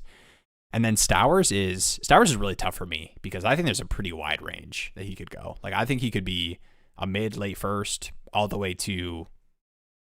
Wouldn't surprise me if he was like an early second tight end. Like it wouldn't surprise me if he was like the tight end 3. I know he's starting to get some visits about as like a receiver prospect, and that's like exciting as it is. I think difficult to kind of parse him because now you're comparing him to. Like, yes, he could be a tight end. Or he could be a wide receiver with tight end designation. Did you say exciting? Yeah, that should be. Is that a like term? It could be exciting, or it could give you an ick. Exciting. Ooh, there's an exciting. All right, plus 0.75. All right, this is you communicated this fine. This is Will's brain on 2.5 hours of Dynasty apping. All right, where would you take Stowers? Give me the range. Like if you're in a no, don't give me the range. I will say Okay, you say whatever you want. I'm done. Well, I was gonna mention the mock draft we did. I think I had the 109. I seriously considered taking Stowers. And I was the end of the second to Denver in that mock. Yeah, and I was like, that's pretty good. And the only reason I didn't is because Jadarian Price was there, and he went second round to the Vikings, and I'm like. If you do see a second round draft capital running back to a good landing spot, I would rather take that. But I do think Stowers is kind of like with the 110 range. It's in that bunch with Ty Simpson, Stowers, Jadarian Price. That's the tier. It's after Cooper and KC. And then if Denzel Boston gets first round draft capital, then I think he'll get bumped up ahead of him. But to me, I think it's kind of like the 110 is where I'm looking at Stowers seriously, especially if he gets a second round draft capital. Then it's like, oh, like this is an amazing spot. We already know he's not going to be utilized not as a pass catcher. Like he's certainly, if he's on the field, he's certainly a threat to catch the ball, and that's what you want for fantasy. So I'm pretty high on him. The only reason I didn't take him is I was like that Jadarian Price. Like 45th overall to the Vikings was a pretty crazy landing spot that I felt like I should take him over a tight end, even though, he got second round draft capital to the Broncos in that little exercise. That being said, the Sean Payton part does scare me. So I don't know if I wanted to go to the Broncos. If there ever was a Joker, man, like if you're taking a Taysom Hill's a free agent. Yeah, that's true. All right. I teased it by accidentally showing it on the screen, but I have the trade. I traded away the 112, the 307, and Christian Watson. This is the same league. So this is a 12 by 12, start 2 tight end, 0.75 tight end premium, best ball. 112, 307, and Christian Watson for Kyron, Corum, and Darren Waller. Thoughts? I obviously liked it. I hit accept.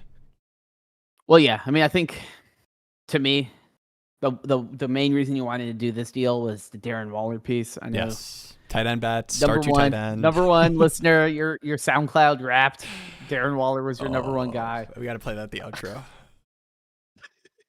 They got that beam on me. Sorry, go ahead. Playing defense, trying to draw up a scheme for me. All right, I'm done. I think this is a great deal, though. I mean, you get Kyron.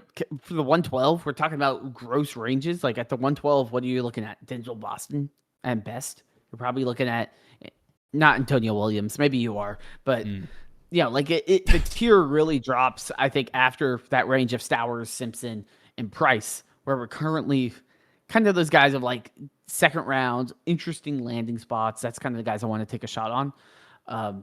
The fact that you're able to get Kyron for that pick alone is amazing. And then you add in Corum as like an insurance policy. I know it's best ball, so the Corum piece, I'm like, like handcuffs and best ball is a little, I don't want to have too many of them. It's kind of like you want to have some, but not too many. And then Waller in a double tight end premium. I know he doesn't have a team right now, but we saw some big weeks from him. I think in this type of format, he's certainly worth something. Christian Watson's not something to just scoff at, but I also know he's probably going to have an amazing 6 weeks and then be, putting ice on his knee. So I like just lock in a consistent running back I can count on. And then I can use it, like that 112 is not going to be something that probably is impactful for a team that is also somewhat competitive. Maybe not as competitive as your boys. Jaden Daniels, Patrick Mahomes, Kyler Murray, Achane, now Kyron, Josh Jacobs, Corum, Ramondre Stevenson. I did need to add to the running backs table on this team. I mean, in best ball, Achane, Josh Jacobs, okay, love that. But man, the fall off in my running back stable, Ramondre, and Kenny McIntosh, McNichols, Singletary, these are drop candidates for me heading into the season and weekly for whatever wide receiver, tight end bets that I think are better that I would make bids on. And I had a pretty deep wide receiver, Amon-Ra Rice at the top, and then this Pittman, Worthy, Jaden Reed, Shakir, Malik Washington, enough receivers to kind of hit the lineup. So I definitely need to take some shots at the running back position. The initial trade had Jake Ferguson in it instead of my 307. And so that was in the format was a little tricky for me because I still liked it, but Ferguson, say what you will about the end of the season when CD and Pickens were healthy, but in this format, a tight end on a, strong offense that runs the routes and can give you, 6-7 reception games is, and touchdown upside when you have to start two. That's the biggest thing. Say with the 0.75 tight end premium, okay, whatever. Starting two tight ends in best ball every week that, you have to have two tight ends hit your lineup. It has to happen. If a guy catches 3 passes, he's probably cracking someone's lineup. Yeah, and they have to. So these teams where it's you have two tight ends that are decent, it's dude, you are getting smacked by a Trey McBride and Gadsden and 2 other tight ends that run around routes. So yeah, okay. All right, cool. Thank you. Happy we're all on board. W trade. Shout out to me. And then we have Buke.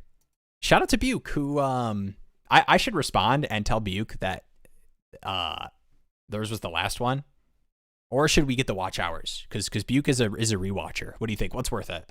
Telling Buke that their live stream ask was the last thing we did on the stream, or getting the potential 2.5 hour watch time? Dang. I don't know. Well, We're will a growing say channel. To throw a wrench in it, we also got one from Red right under Bukey. Okay, second to last then. I'll tell him. All right, I'll get us pulled up here. Shout out to Bukey, the Bukey boy. How could I forget? All right, this one I'm gonna make it a little bit bigger because it is a lot of writing, but it's a lot of nice writing. So I wanted to make sure I got it all in here. It's a very sweet message. All right. Bukey boy, looking forward to catching the stream on We Rewatch like always, fellas. I'm a stream rewatcher too. No hard feelings. Don't feel like you're we think any less of you. Site has become a daily staple so much I sign up for the Patreon, loving it. This is the team that I've been working on.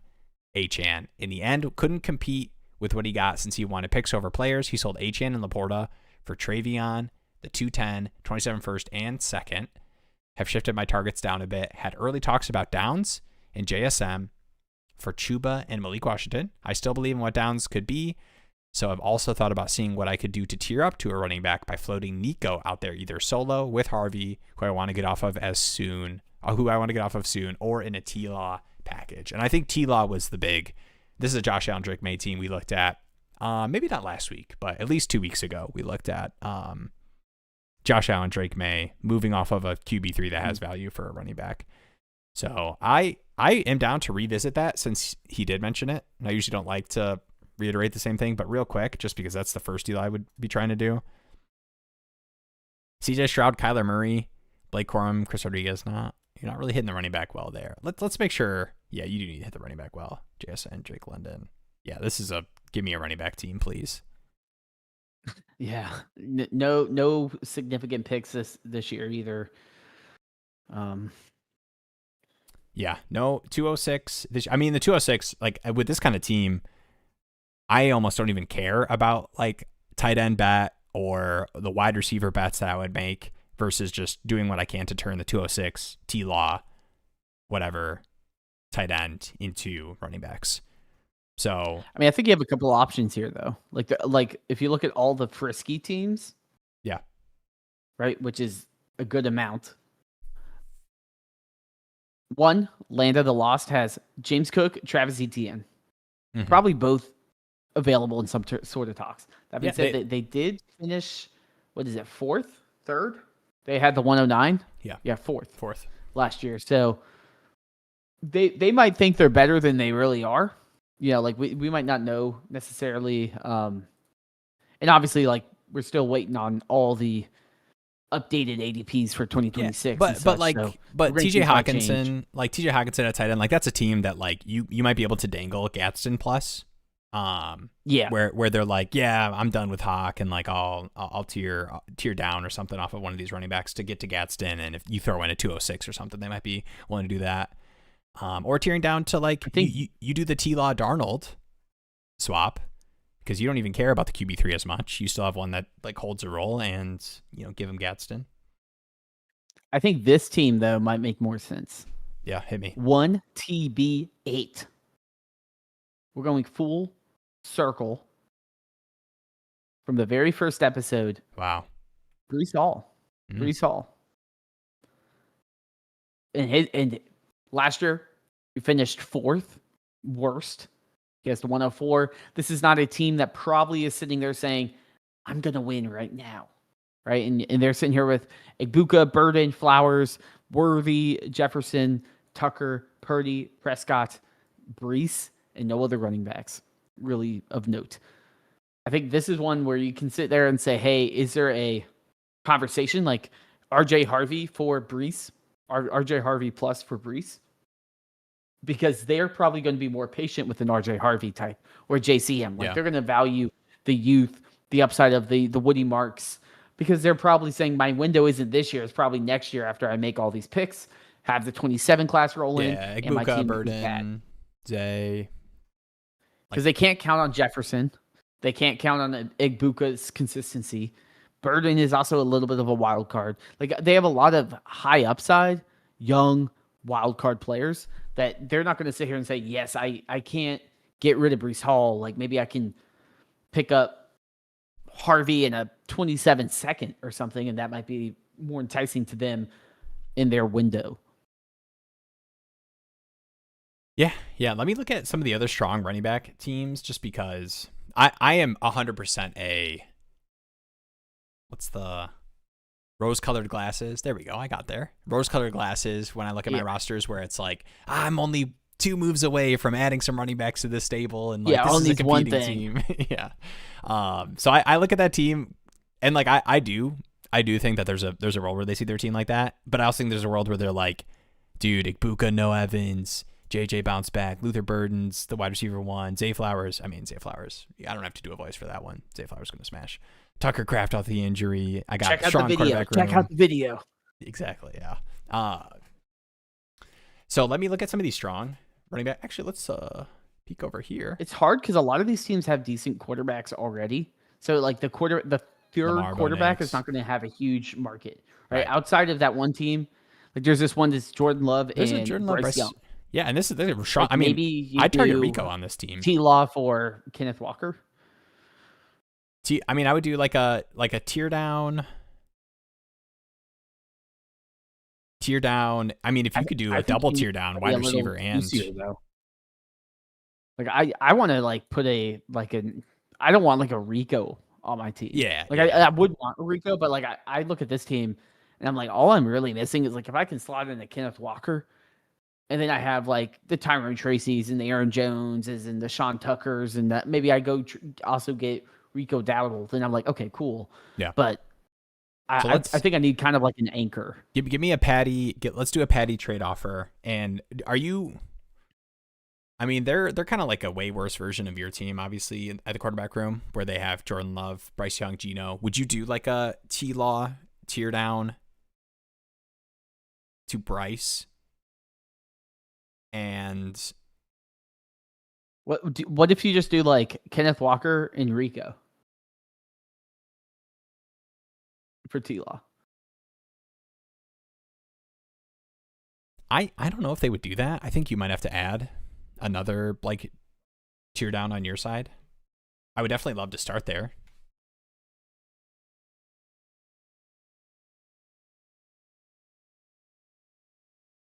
I don't think they would do both after just like considering their running back room after, since the fall off's pretty hard after Hampton, Kenneth Walker, Kyron, Rico. That's the hard part.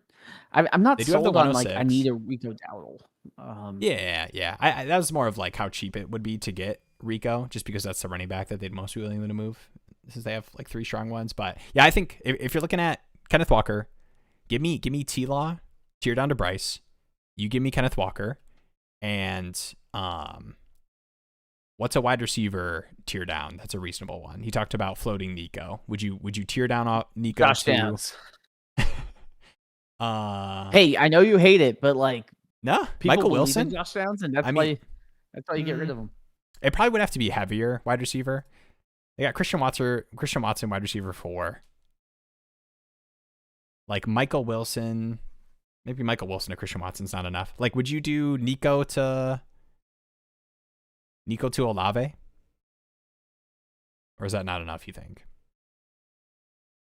I don't think that's enough. I mean, I probably would see that as a decent enough one, but there's a lot of people that are higher on Olave than people want Olave to work, I should say.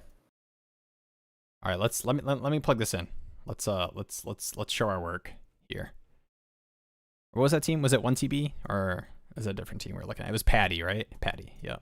If you select the player, it will automatically update the team filter too. Oh, okay, but I get dizzy though because it's the Patty gets and they get from Patty. Okay.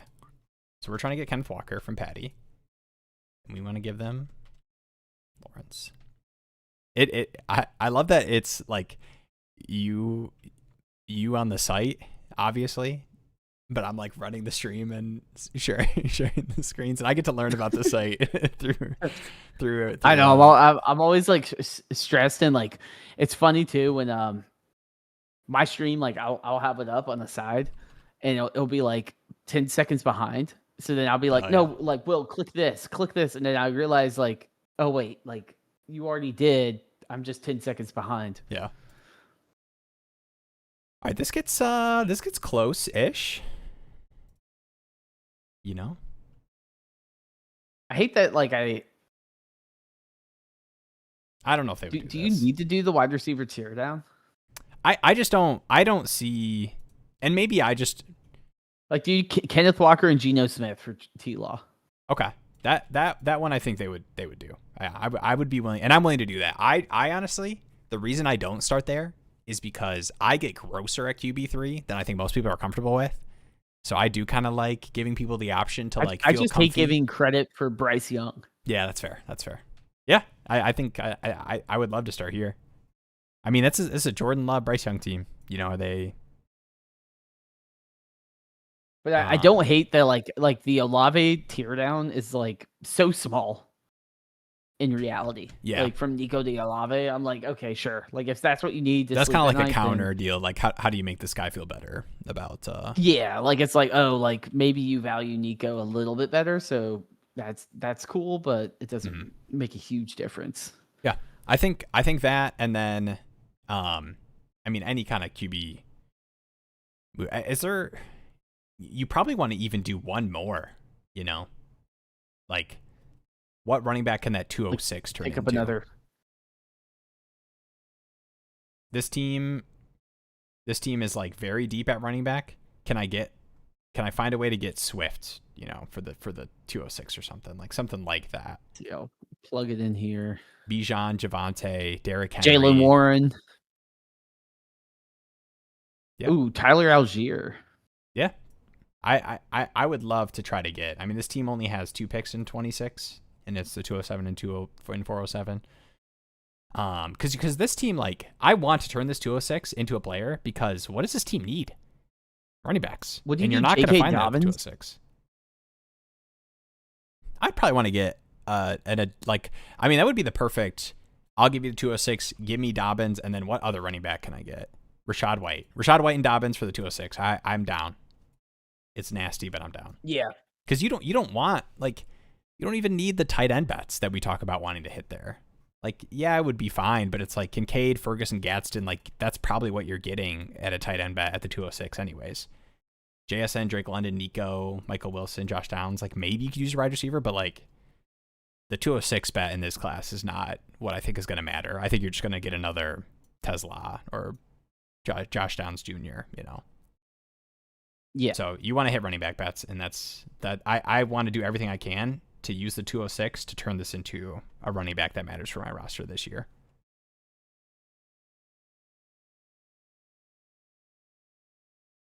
Okay.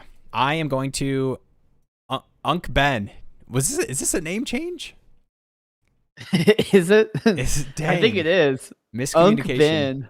9, dang. Because sometimes YouTube is weird and like we'll change the names, but this actually might be I kind of feel bad. Wow. I miss Honestly, I miss Unca Dunkad.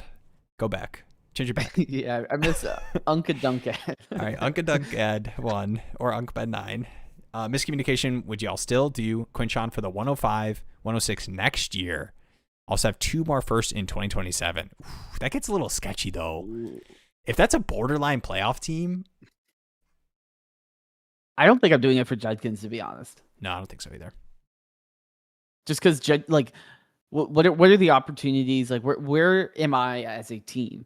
Am I a rebuilder? Well, then I'm fine with missing out on Judkins' production and holding an extra 27 first.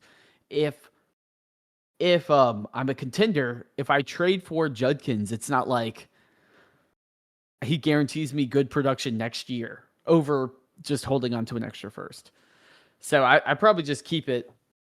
The only reason I would potentially move it is since it is a year out.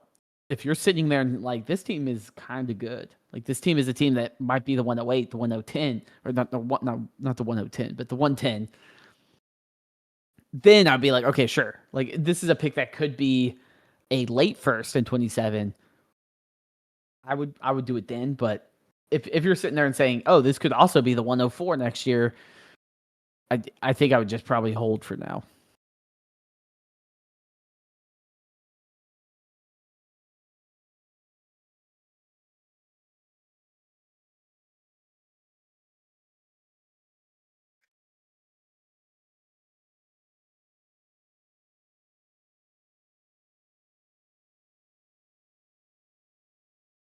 Oh, I'm muted. Yeah. I had a great take though. I muted to do a nasty cough that only Jeremy heard. It was great.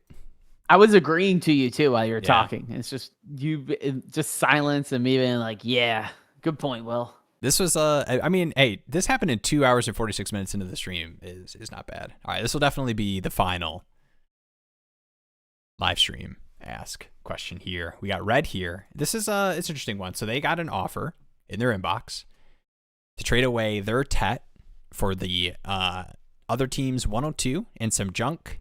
Do we see a good counter to swap out the junk for a quality or upside guy to make the trade worth it?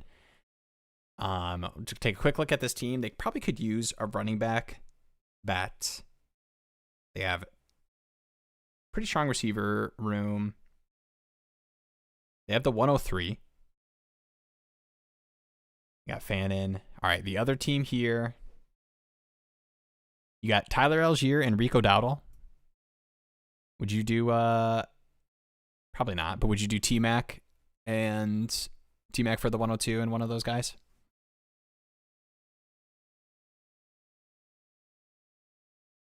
I don't know. It's tough because this is I don't think so. It's a 12 by 10, but this team could kind of use they could use one more. They could use like a tier down 2-for-1. They are getting the 103 that could replace Golden with a wide receiver there. But you've got Judkins coming off the injury. You got both bottoms running backs, Chris Rodriguez. I think what I would do is probably try to throw in like Matthew Golden on my side and try to get value for him in the trade. Matthew Golden, T-Mac for the 102, and I mean, you're probably not getting Henry. That'd be nice though. Yeah, but like try to push it a little higher. Like if he's giving you trash in the deal, like be like, right. No, actually, I want you to give me value for my trash. Yeah. And like Golden's someone that people might still believe in, especially with Dobbs not being there anymore. Like there is some upside case. Downs is another guy that we still have believers, right? Will has that vault somewhere in his brain that has all the players that he's I'm missed ready on to pull or it out. not missed on. Dude, he runs 90% of the routes and goes like, 7 for 60 and a touchdown. Oof, I'm pulling that out. I'm tweeting immediately. We're so back. Like I would look to see, like, is there players that they like on my team and can I get value for them? Because I tell you who you can't get value for is like Bryce Young or Michael Penix. But people still believe in Josh Downs, Matthew Golden. Like, people will give them a year. I'd rather try to use that to get up into maybe a Derrick Henry or something a little bit more enticing than him being like, well, I gave him credit for Devon Vele to make the deal fair in the trade calculator. With this team, would you use the 103 to try to get a running back and a receiver? Use the what? They're 103. So you have the 103 here. Would you use that to try to get a running back and a receiver? 12 by 10. You could probably use a running back starter. I'm just going to click to over. Like try to like tier up or like do like a combo of like I get the 102. Like you move back one spot in the draft and maybe I pick up Trevion Henderson as well. Maybe something like that. I mean, I was thinking pure straight up, like, can I get, like these like Bucky, Chase Brown, Jacobs types plus a receiver where like I'm just in general using the 103 to impact my lineup like that. Okay, yeah. Do you like that more than the Tet for 102 and? Yeah, I mean, I think the biggest issue here is like I moved Tet, but then like what do? I just get like a Tet fill-in. Like I just take a wide receiver, or maybe I take Mendoza, but I already have quarterbacks. Like the real need here is like I need to fix running back, and I think either it's like I will trade Tet if it's like you give me Trevion Henderson plus something juicy, or I trade my 103 or something, or like I try to do the Tet deal. Like maybe I do the Tet deal and somehow get like, okay, just like Tet and Josh Downs for the 102 and a 27 second. And then I use that 102 or the 103 to go out and buy my, like then maybe that opens up the door for me to use one of those to buy a running back. And then I get the Tet replacement and whether it's the 102 or the 103. Sorry, I just saw this. What it must be like. Yeah, the mad ravings of Will. I saw that, and that made me. I love my wife, and she's awesome, and she is like, she does like awesome, insane work. She runs a nonprofit. Maybe I'll yap about it sometime, but she'll like come home, and I work from home, and I will like try to like bring her into my world a little bit, and like tell her about the Dynasty Daddy stuff, and I stop myself, and I am like, man, I yap for 2.5 hours to people that care about this stuff. And like, all right, it's, if you want to know what it's like to listen to the mad ravings of Will, you need to message Olivia. Big Diaz, you got a little bit of it right there, right? Yeah. We're approaching the 3-hour mark. Held the mirror up to it. All right, here's the lightning mode. Lightning mode, Will has to pee. I believe so. I'm pretty sure. That's how you know, is you're like, I'm going to talk Dynasty football at you for 2 hours before I talk about it for 2 hours. The reason that she knows I love her is I don't do that anymore. I personally, okay, I'm going to throw something at you. Let me know if you are not with it. 103 for, I'll give you two options. 103 for pick your favorite of Bucky, Chase Brown. Plus, I wish they had a better receiver. You can't get up to CD. And I don't know if I want to do like DJ Moore or something. Yeah, DJ Moore and Bucky for the 103. It's not bad. Would you do something like that, Bucky or Chase Brown and DJ Moore for the 103? I'm just trying to look at these strong. I'm trying to look at these strong running back teams. Like this one. This one's another one that was interesting. Like AJ Brown and Travis Etienne for the 103? Like you're I getting. gotta get used to that. I don't know if we have to get used to it, but I'm trying. I want to be. I don't think Yeah. we got to. I'm not in love with these, but I do think that there's other ways for you to get. I two think bites of the the apple. main way I would try to do it is like, can I like pry Derrick Henry off of him by adding in like a Josh Downs or a Golden that they're higher on than the dynasty value says. Yeah. And like, for sure. can I like, is there a guy that they like? Like, is there That's something I good. can cram in to get the old guy? Because you can, people are like, Derrick Henry's going to fall off a cliff. You know who's not going to fall off a cliff? Probably ever Derrick Henry, because he's an alien. And there's outliers. And I'm just going to say, hey, like, I have Derrick Henry. He's just going to die on my roster. Like, he's old and he doesn't get hurt. And the only issue he has is he fumbles sometimes. But I mean, the dude is ridiculously consistent. I feel fine saying, yeah, I'll throw in the extra pluses to just take on the 30-something-year-old running back that just will never stop. Yeah, I like that. And they have like Algier and Dowdle. Like they could definitely look at their running back room and say, like, because I'm already interested in like moving the 102 to get T-Mac in this like nasty wide receiver room, they might be willing and down to do that. Real quick, and then I'm gonna hit this last. We'll hit this last question here from Jeremy Thorson. I don't use the word cram like ever in my everyday speech, but when someone says it, all right, this is like the weirdest movie quote request. Do you know what movie quote I think about? It's cram related. I don't know where this is going. Cram it in your cram hole, LaFleur. That's a dodgeball. It's not even like that memorable of a dodgeball quote, but that one, because I don't use it, that's what always hits me. Jonathan, thank you. Have a great night. Thanks for tuning in. Appreciate you. Always see your name in here. Appreciate you. Sleep tight. Speaking of sleeping tight, this is the last question, and then I'm going to sleep tight. Trade Reed, Chig, and the 106 for Achane 2.0 tight end premium. Ooh, that is interessante. You get the Chig Commanders, and you get the 106. Give me Achane. Give me Achane. Yeah, you're probably right. I'm probably doing a little bit of magic beans with the Chig stuff, and then the 106 is interesting because that gets a lot juicier in a 2.0 tight end premium if you get a sick Sadiq landing spot. But I think I might be making too many bets for stuff to matter. What would the format have to be? If this was like a 12 by 12, are you taking the package? Because it's just you're getting two bets and it's a deep league. I think it has to be start two tight ends. It's got to be something crazy. Dang.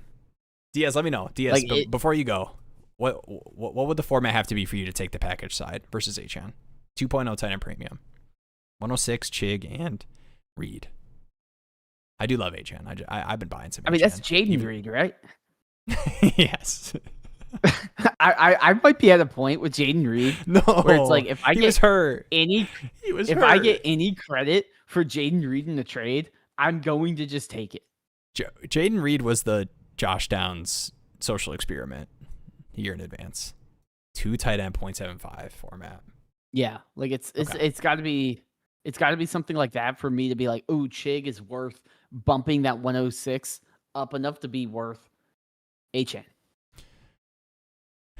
This is interesting too. I mean, Achane is a popular. I mean, Paul. Shout out to Paul for Pure Potential. Yeah, in the first hour of the show. But I can click over. I got the OBS set up right now.